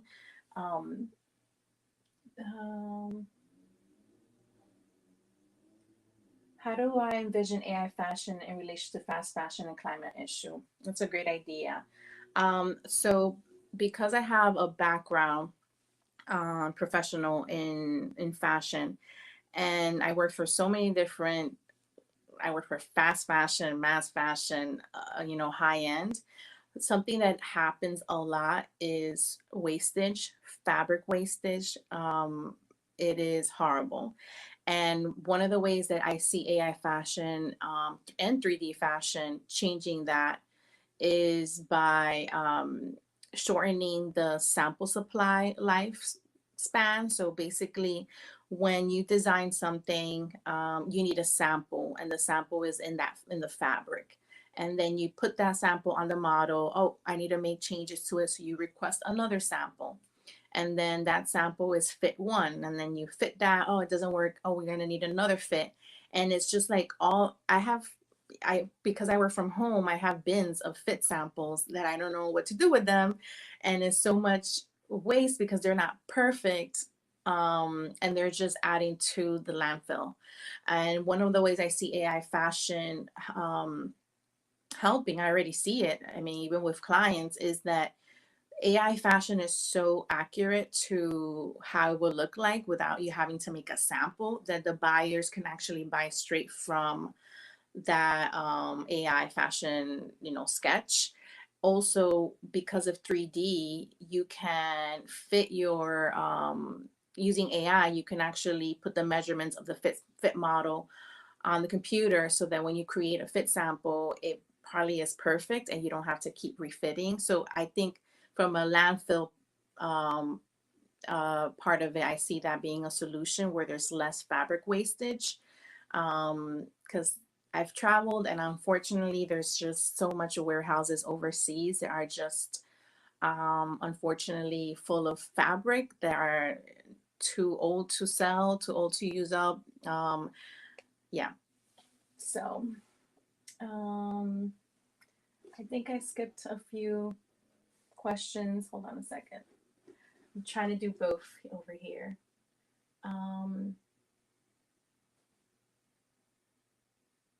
So for my fashion, oh my gosh, there's so many questions. Sorry, guys. I use Midjourney and Runway.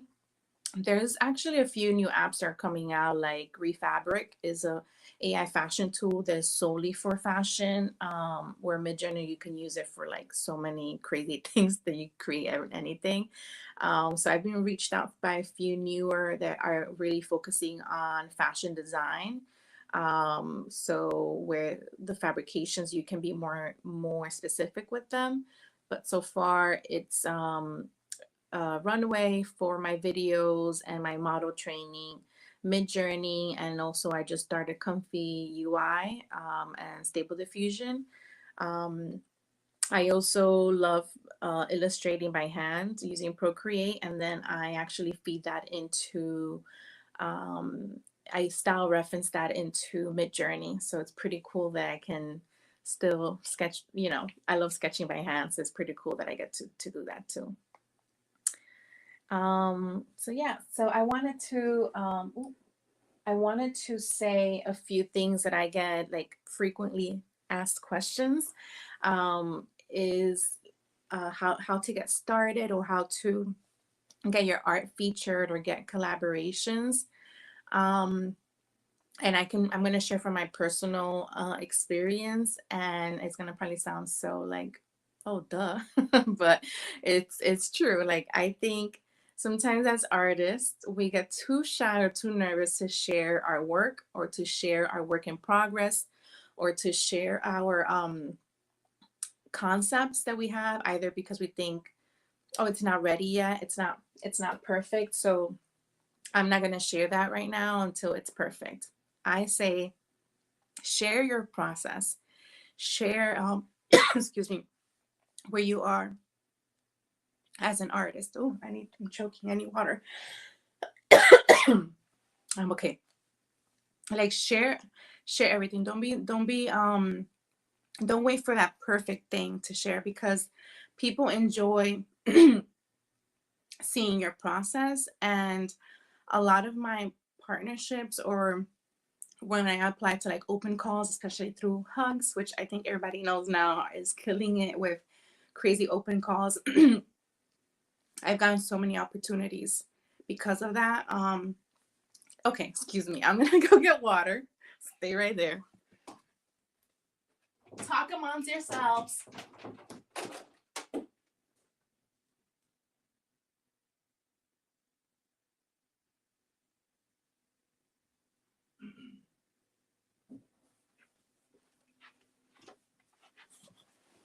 I'm back. Cut and action. So share your imperfections, share your your whips, share like, hey, this is what I'm working on. Don't be afraid, like no one's gonna take your idea, hopefully that. Share like how you're doing it. I believe that the more we share like our resources, I believe in energy, so I believe that comes back to us. and having like an abundant mindset and not scarcity. Like if I share this, then it won't be enough for me. No, there's so much. There's so much, so many things, and no one can do it like how you can do it. No one can replicate your voice, your DNA, your your uniqueness, and that's the whole point of like the art of self-embrace. And I would say share. I do share like on Instagram. I don't stay stuck on just sharing on X. I tweak my work so that it applies to Instagram. I even do TikTok. I also share things that I like that I'm having fun with. Apply to open calls, the ones that align with your work, but also I've done open calls that that align with like an idea I had, and the open call kind of incentive, like it encourages me, like it pushes me, like, oh, now I have a reason to keep going with this idea. And most of the time those are the ones that get picked. The L'Oreal was like abstract that I was playing around with already. I had created a video for it, and I was like, oh cool, abstract, I have this here. And I decided to show it for that open call, and I got it. So meaning like don't put yourself in a box. Keep experimenting, keep having fun. And with Web3, something that I wanted to say is that we're all artists. And sometimes we say, oh, I'm a web artist in Web3, but we're artists without, we don't need to hold on to Web3 or I'm an artist on Instagram. Or, no, we're artists, and opportunities are going to come and align because of that, and not necessarily just because we're in Web3. And yeah, look for different ways to share your art, even if it's selling it on Society 6. Again, like I said, on social media, and have your lifestyle kind of reflect who you are, and try not to box yourself.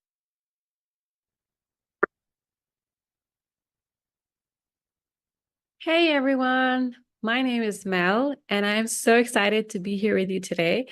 I want to start by thanking the awesome ladies at Audacity for giving me the opportunity to have this session and share a little bit about my journey with all of you. Let's get started.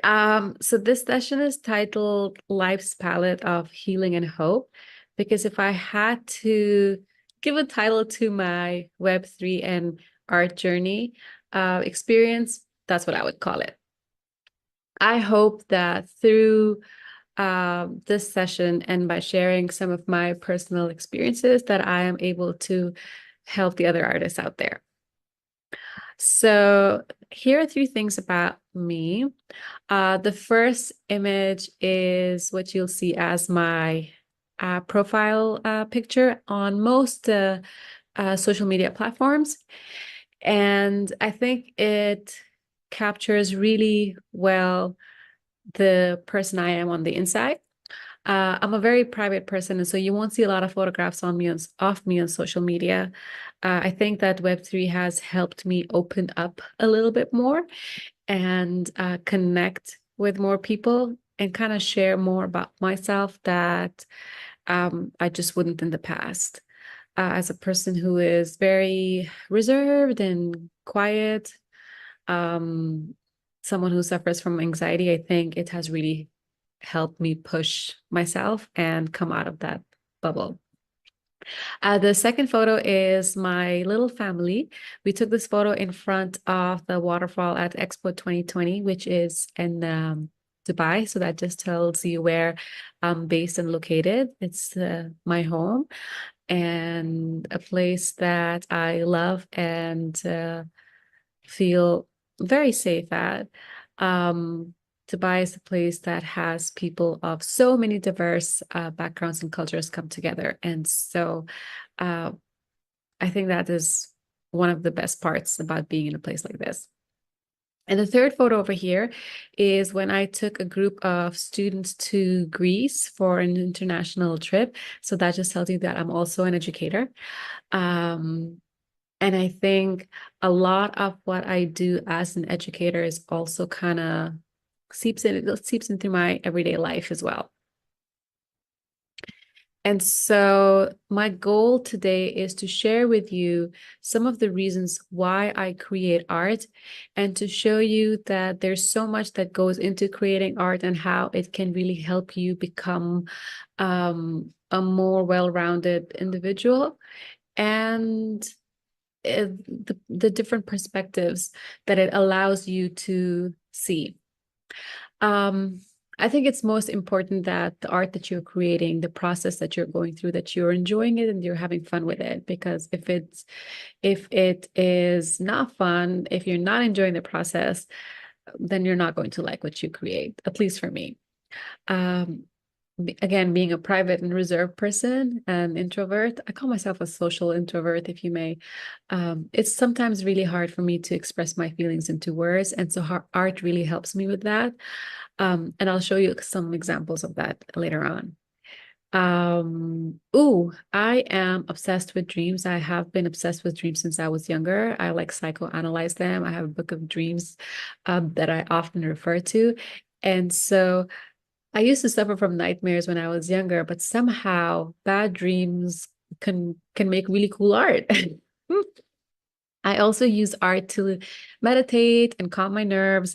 And I wish I learned that sooner, because it would have helped with a lot of difficult years of my life. And then finally, my ultimate goal is to become a full-time artist. We're not quite there yet, but here's hoping that the art that I create now kind of help build my portfolio.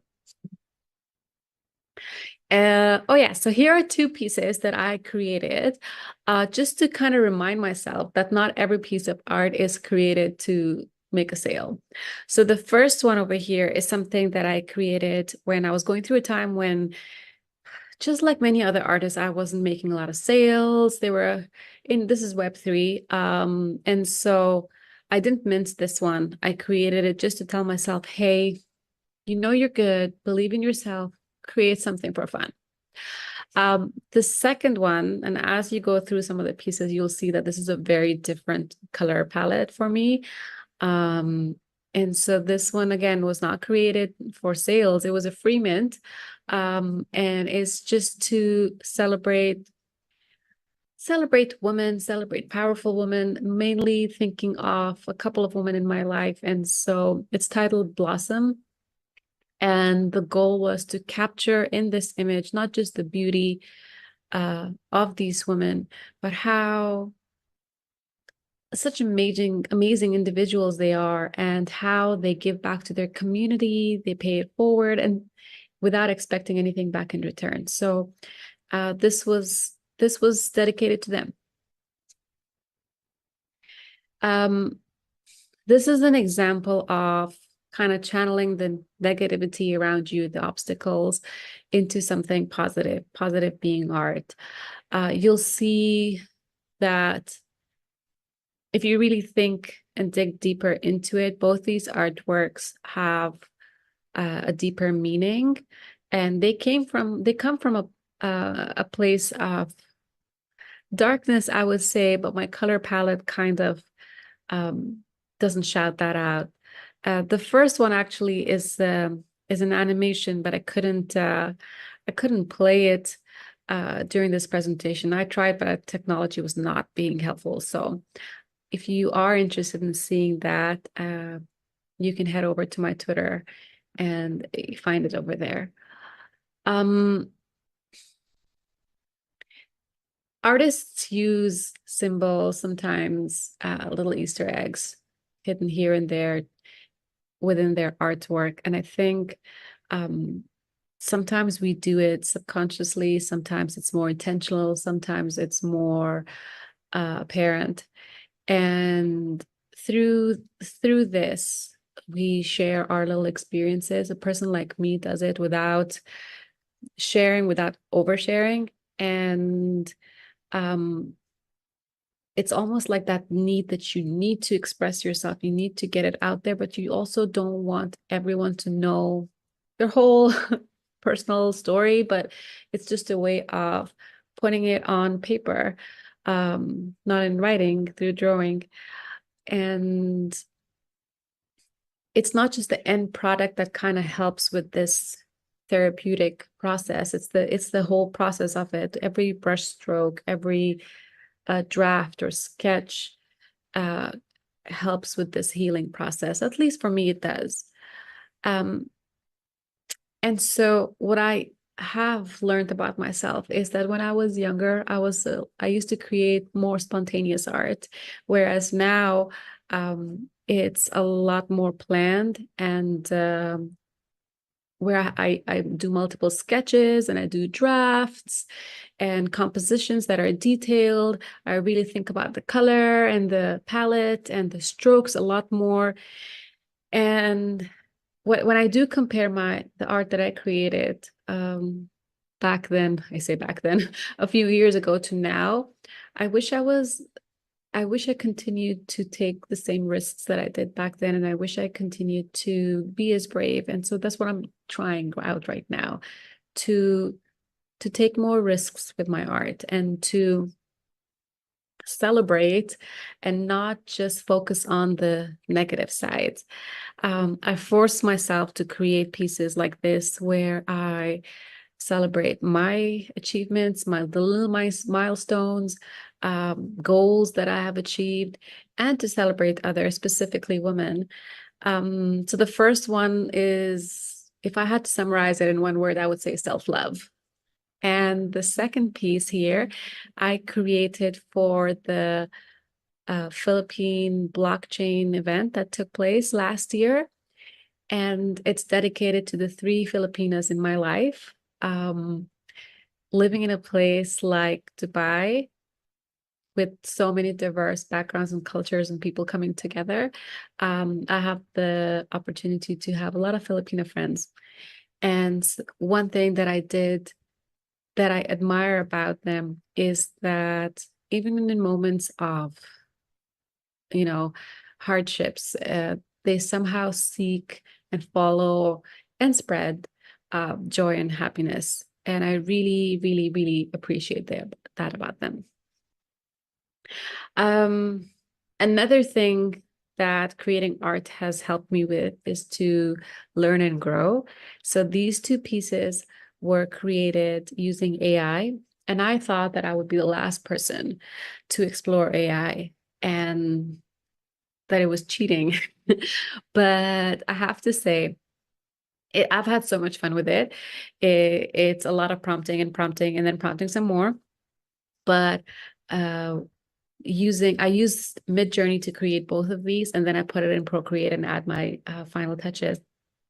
And these were both dedicated to my sisters, because I have one sister that has a dog, and I have another sister who has adopted and rescued and adopted 4 cats.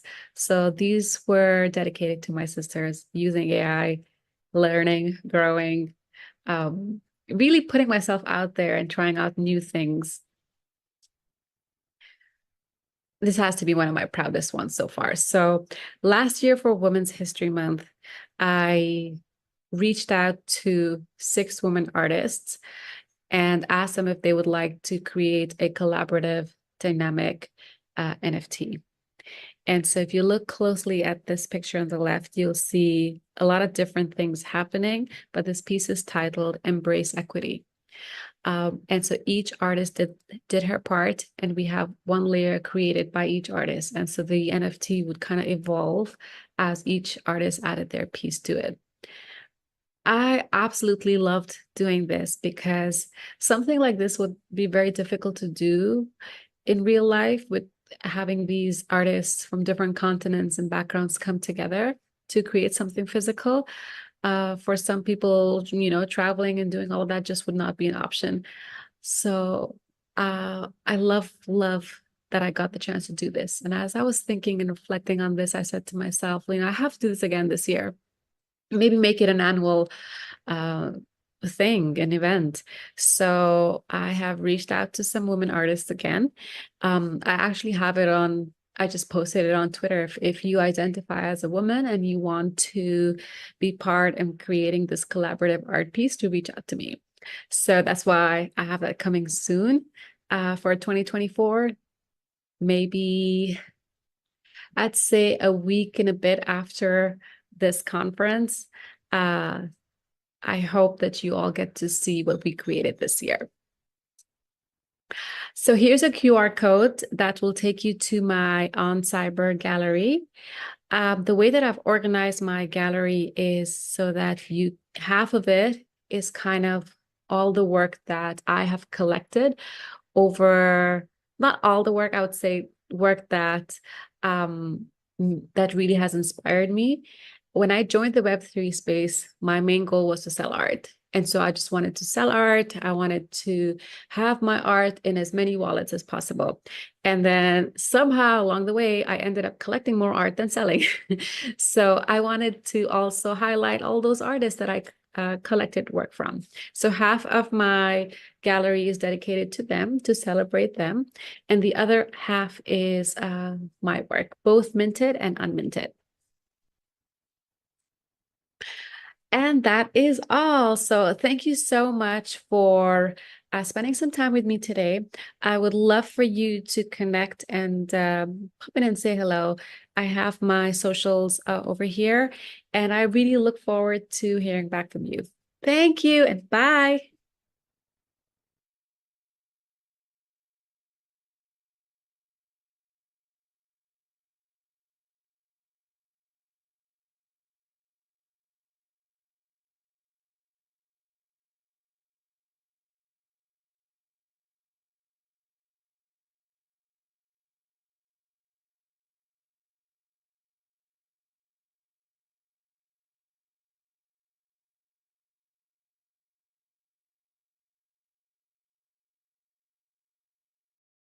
Hi!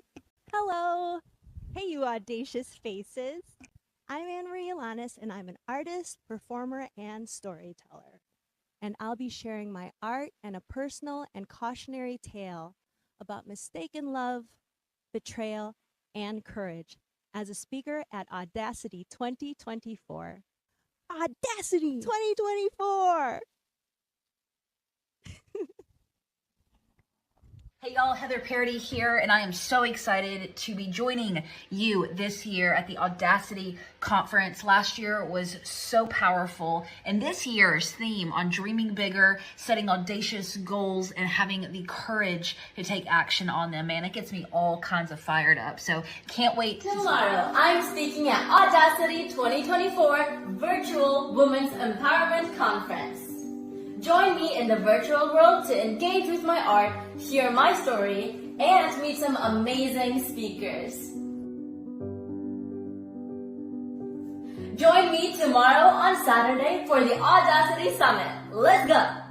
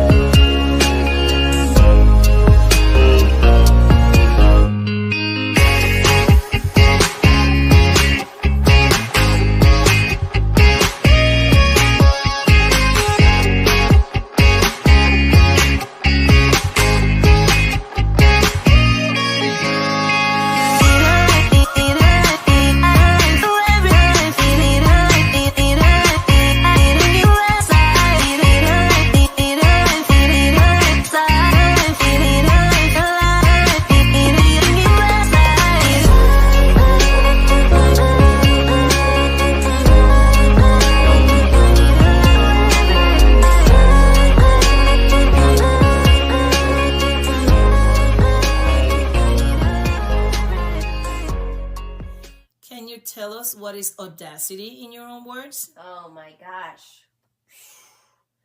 Audacity. I mean, literally, so much empowerment, daring attitude, and opportunities for women by women across the world, expressing themselves for who they are. And I mean, wow, it's just so amazing. I mean, back then, many years ago, events like these never happened.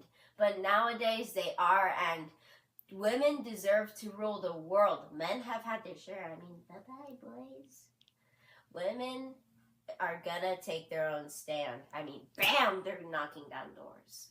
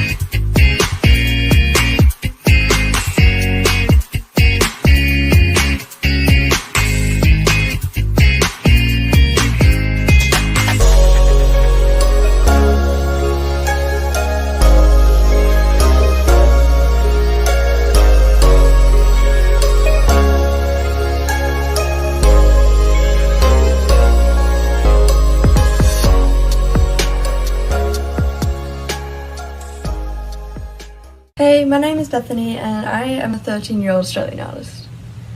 Art, for me, isn't only just about creating and better developing my own skills and creativity, but it's also about my own journey to healing as a teenager going through depression and the battles life offers. Art for me is an escape from my reality, allowing myself to put my feelings on paper, whilst providing people with an insight into my emotional and physical well-being. I feel personally, for myself, I've gone through a lot over the past few years, and it was just at one stage when I finally turned towards art. I struggle expressing my own emotions, and art just seemed to allow me to do that without the need for any words or explanations, as it was all there on the canvas. Art is an important part to me, and I don't know who I would be or where I could be without it. But if there is one thing I have learned so far whilst in the midst of my journey, is that it's okay to forget who you are, and it's okay to feel empty or lost, disconnected, happy or sad, and even uninspired. Because in the end, something will grow, and that something is you. The prize is in the process. A quote that I often remind myself of. Sometimes on this journey, we forget all of the things that we're doing along the way, the things that we have accomplished, the things that we still have left to accomplish. We forget our why. So sometimes you need to just take a step back. You need to reset yourself. You need to remember who you are. You need to remember why you are on the path that you're on. And control the controllables. If you don't like something, change it. If you can't change it, change your mindset.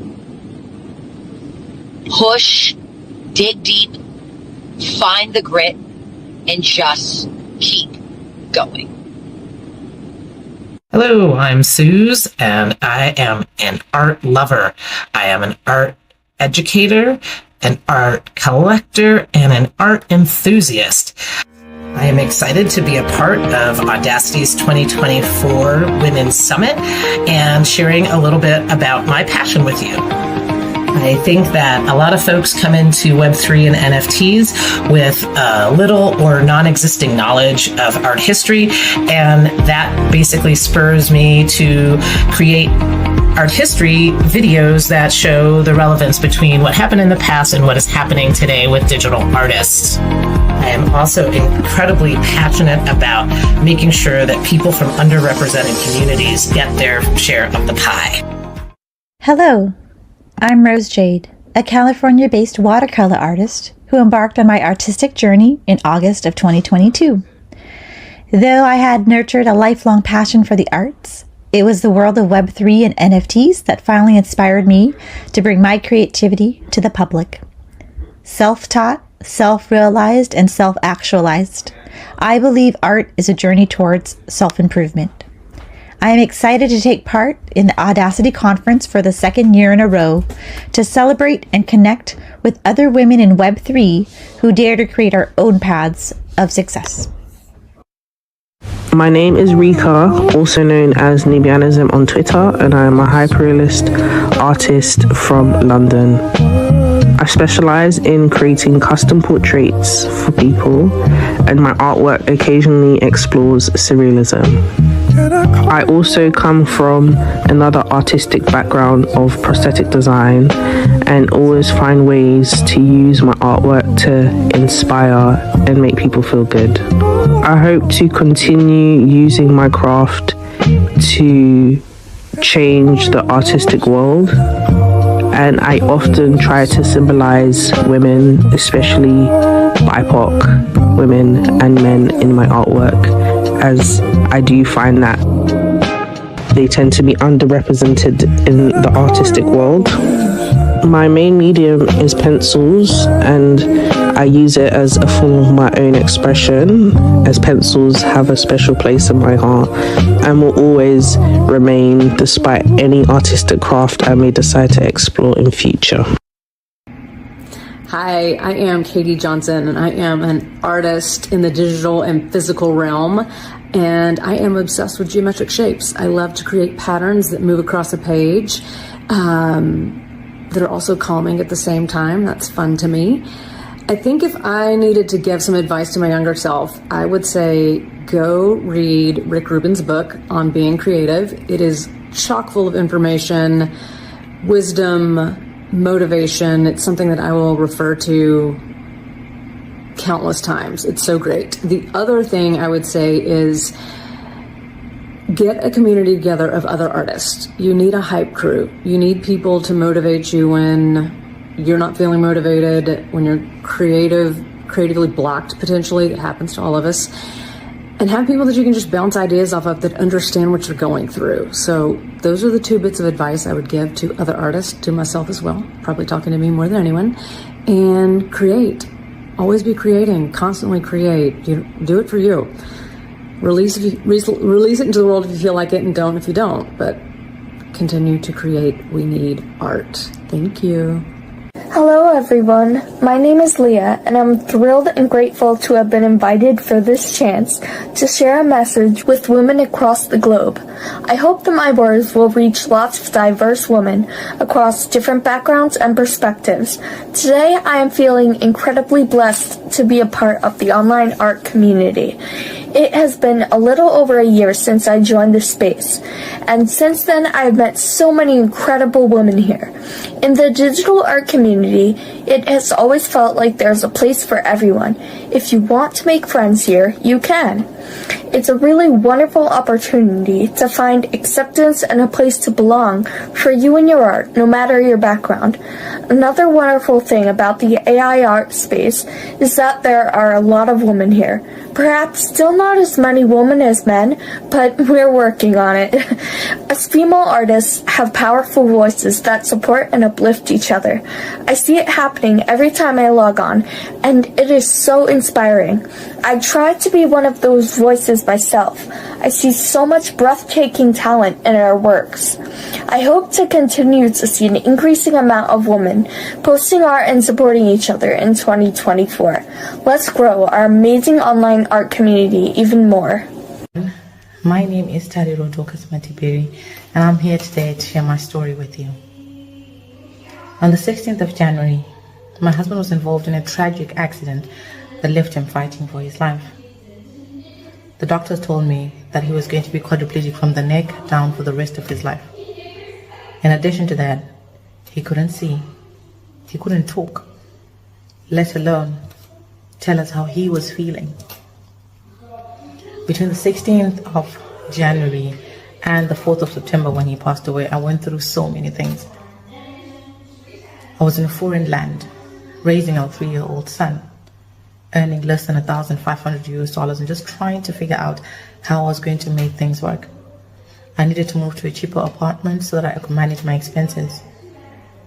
And I just didn't know where to start. Thankfully, in that season, God showed himself as Jehovah Jireh, a provider, and a community of divine appointments showed up. There were those who prayed with me and prayed for my husband.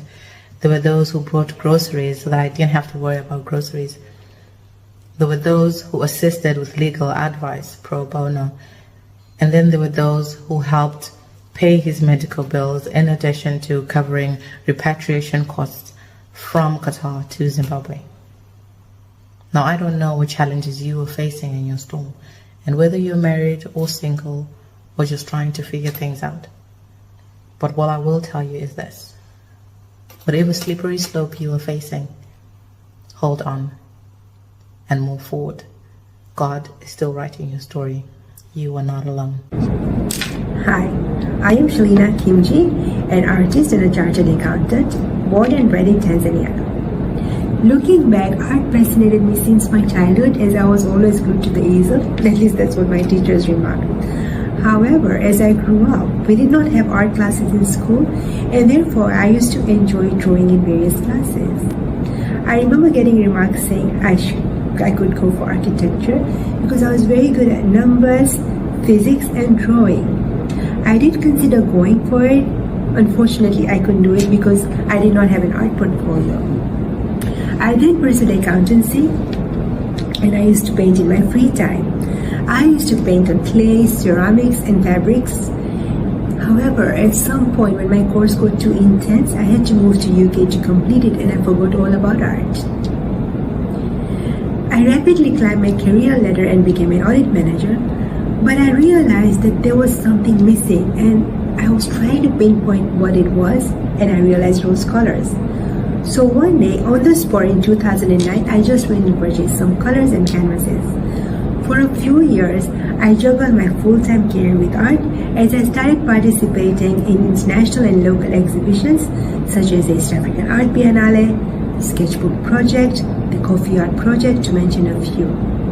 In 2018, I visited the World Art Dubai and I witnessed creativity buzzing all around me. I was like a kid in a candy store. It then pushed me to take a short career break and start painting full-time, which is why then I decided to freelance. So in 2020, I registered for a solo booth at the World Art Dubai. I packed and carried my paintings and traveled to Dubai a few months earlier as the event was scheduled for April 2020. Guess what? I got locked down in Dubai and World Art got postponed to October 2020. I was disappointed, but it was at that time that I came across this project by Art Painting Lab on lockdown art, which they were intending to convert as murals and display all over UAE. We could do as many pieces as we wanted with the hashtag United Art Emirates. The project went viral and all local newspapers began featuring it. One day I saw an update saying CNN would feature some of the artworks, but the deadline was in a few hours. I got to work and managed to submit my art piece.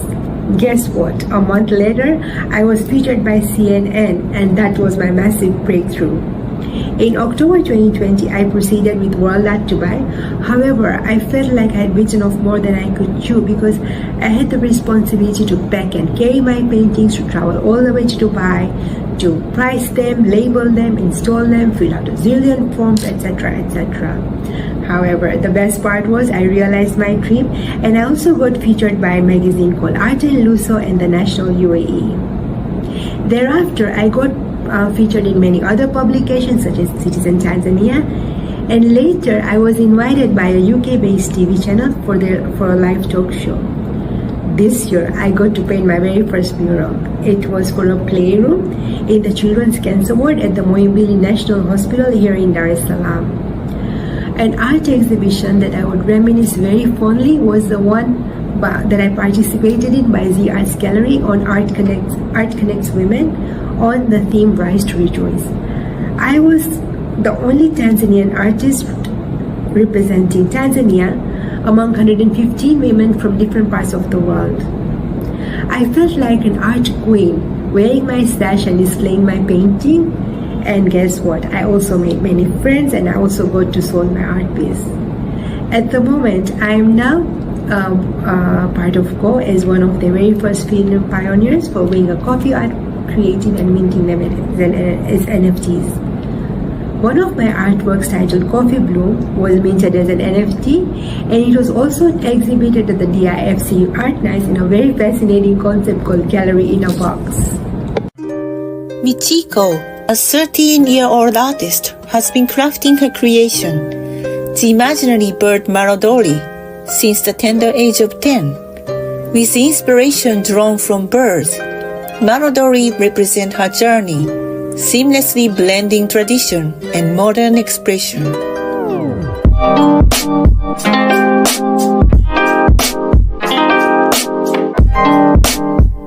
Being Michiko's mom and Marodori's project manager, I find great excitement in presenting her art to the world. My focus extends to managing metaverse projects and business initiatives, ensuring Marodori transcends boundaries, delivering a distinctive artistic experience globally. In ancient Japan, amidst the prosperity of the Heian era, as the imperial court in Kyoto, aristocrats painted eyebrows to symbolize and express their nobility. Marodori incorporates this historical practice into its unique design. Marodori's NFTs bridge the gap between the traditional and the digital, creating a new dimension of art ownership.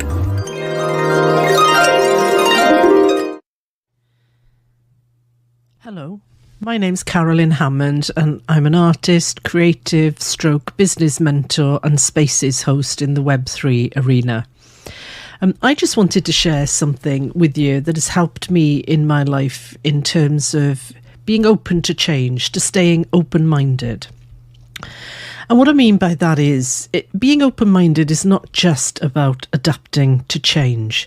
It's about actively seeking new possibilities. The doors we push against represent the boundaries of our comfort zones. So by daring to explore beyond what is familiar to us, we unlock the potential for personal and professional growth. Consider this for a minute.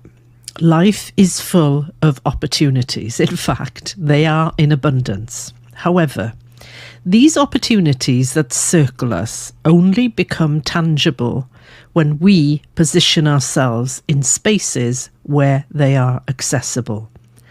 It's not a stroke of luck that opens doors. It's the intentional act of pushing against them with unwavering determination. So, as you begin each day, try and open your mind and embrace the twists and turns of life, for they may lead to unexplored possibilities. Thank you for listening. My name is DC, noordinarygirl.eth on X. I am from the beautiful island of Trinidad and Tobago. I want to share how loving myself unconditionally has given me courage I never knew I had. Last year, I was diagnosed with vitiligo. That's an autoimmune disease that affects your melanin in your skin. At first, I struggled to accept the patches of lighter skin now dotting my brown complexion. But in the months since, I've undergone a journey of self-discovery. Though it shook my self-image, my vitiligo diagnosis gave me the courage to see that true beauty comes from within. My skin does not define who I am or what I'm capable of. Through practicing self-love, I've become braver in all aspects of my life. I pursue opportunities that once intimidated me. I initiate conversations with new people without hesitation. And most importantly, I make the choice each day to love myself wholly and unconditionally. I share a glimpse of my story to remind you that you are enough just as you are. Do not let challenges or judgments prevent you from boldly loving yourself. You have a powerful inner light. Let it shine. Hi, this is Edge Stretching. My contribution for the Audacity Women's Summit is a reflection on fear. I hope you like it. Here it goes. Fear waits for the passage, the weakness, and from there it enters, even when there is no real danger, without being noticed. It gives you an undefined sense of malaise, inexplicable and often changeable. You barely see it. It crawls slowly inside you, looking for open wounds, feeding on older fears. To get to the brain, cloud it, pervade it, immobilize it. Fear always gets what it wants. The fear of losing makes you lose. The fear of moving makes you immobile. The fear of loneliness makes you alone. The fear of others makes them aggressive. The fear of letting go turns you into stone. Fear does not exist like sadness exists, like anger exists, like melancholy exists. Fear does not exist. It's no use. It does not make you grow. It doesn't make you stronger, but only helpless before it. Fear doesn't exist. It is insubstantial. If you look at it, it gets scared, retreats. It is annihilated. Let's get to know it, recognize it, and destroy it. Hi, all you audacious women out there. The challenge I chose to accept today was to come up with something inspiring to share, maybe a story or something personal. If you were to ask me to relate something inspiring a few years ago, it would have been a video of me in Split or Sarajevo or Belgrade. Something inspiring and sexy. Well, my life isn't exactly sexy right now. Not bad, but definitely not sexy. If you asked me this question a few months ago, I suppose I could have shared some stories about some intense challenges that I've had to overcome. Because overcoming challenges also makes for a good story. Like Luke getting his hand cut off or almost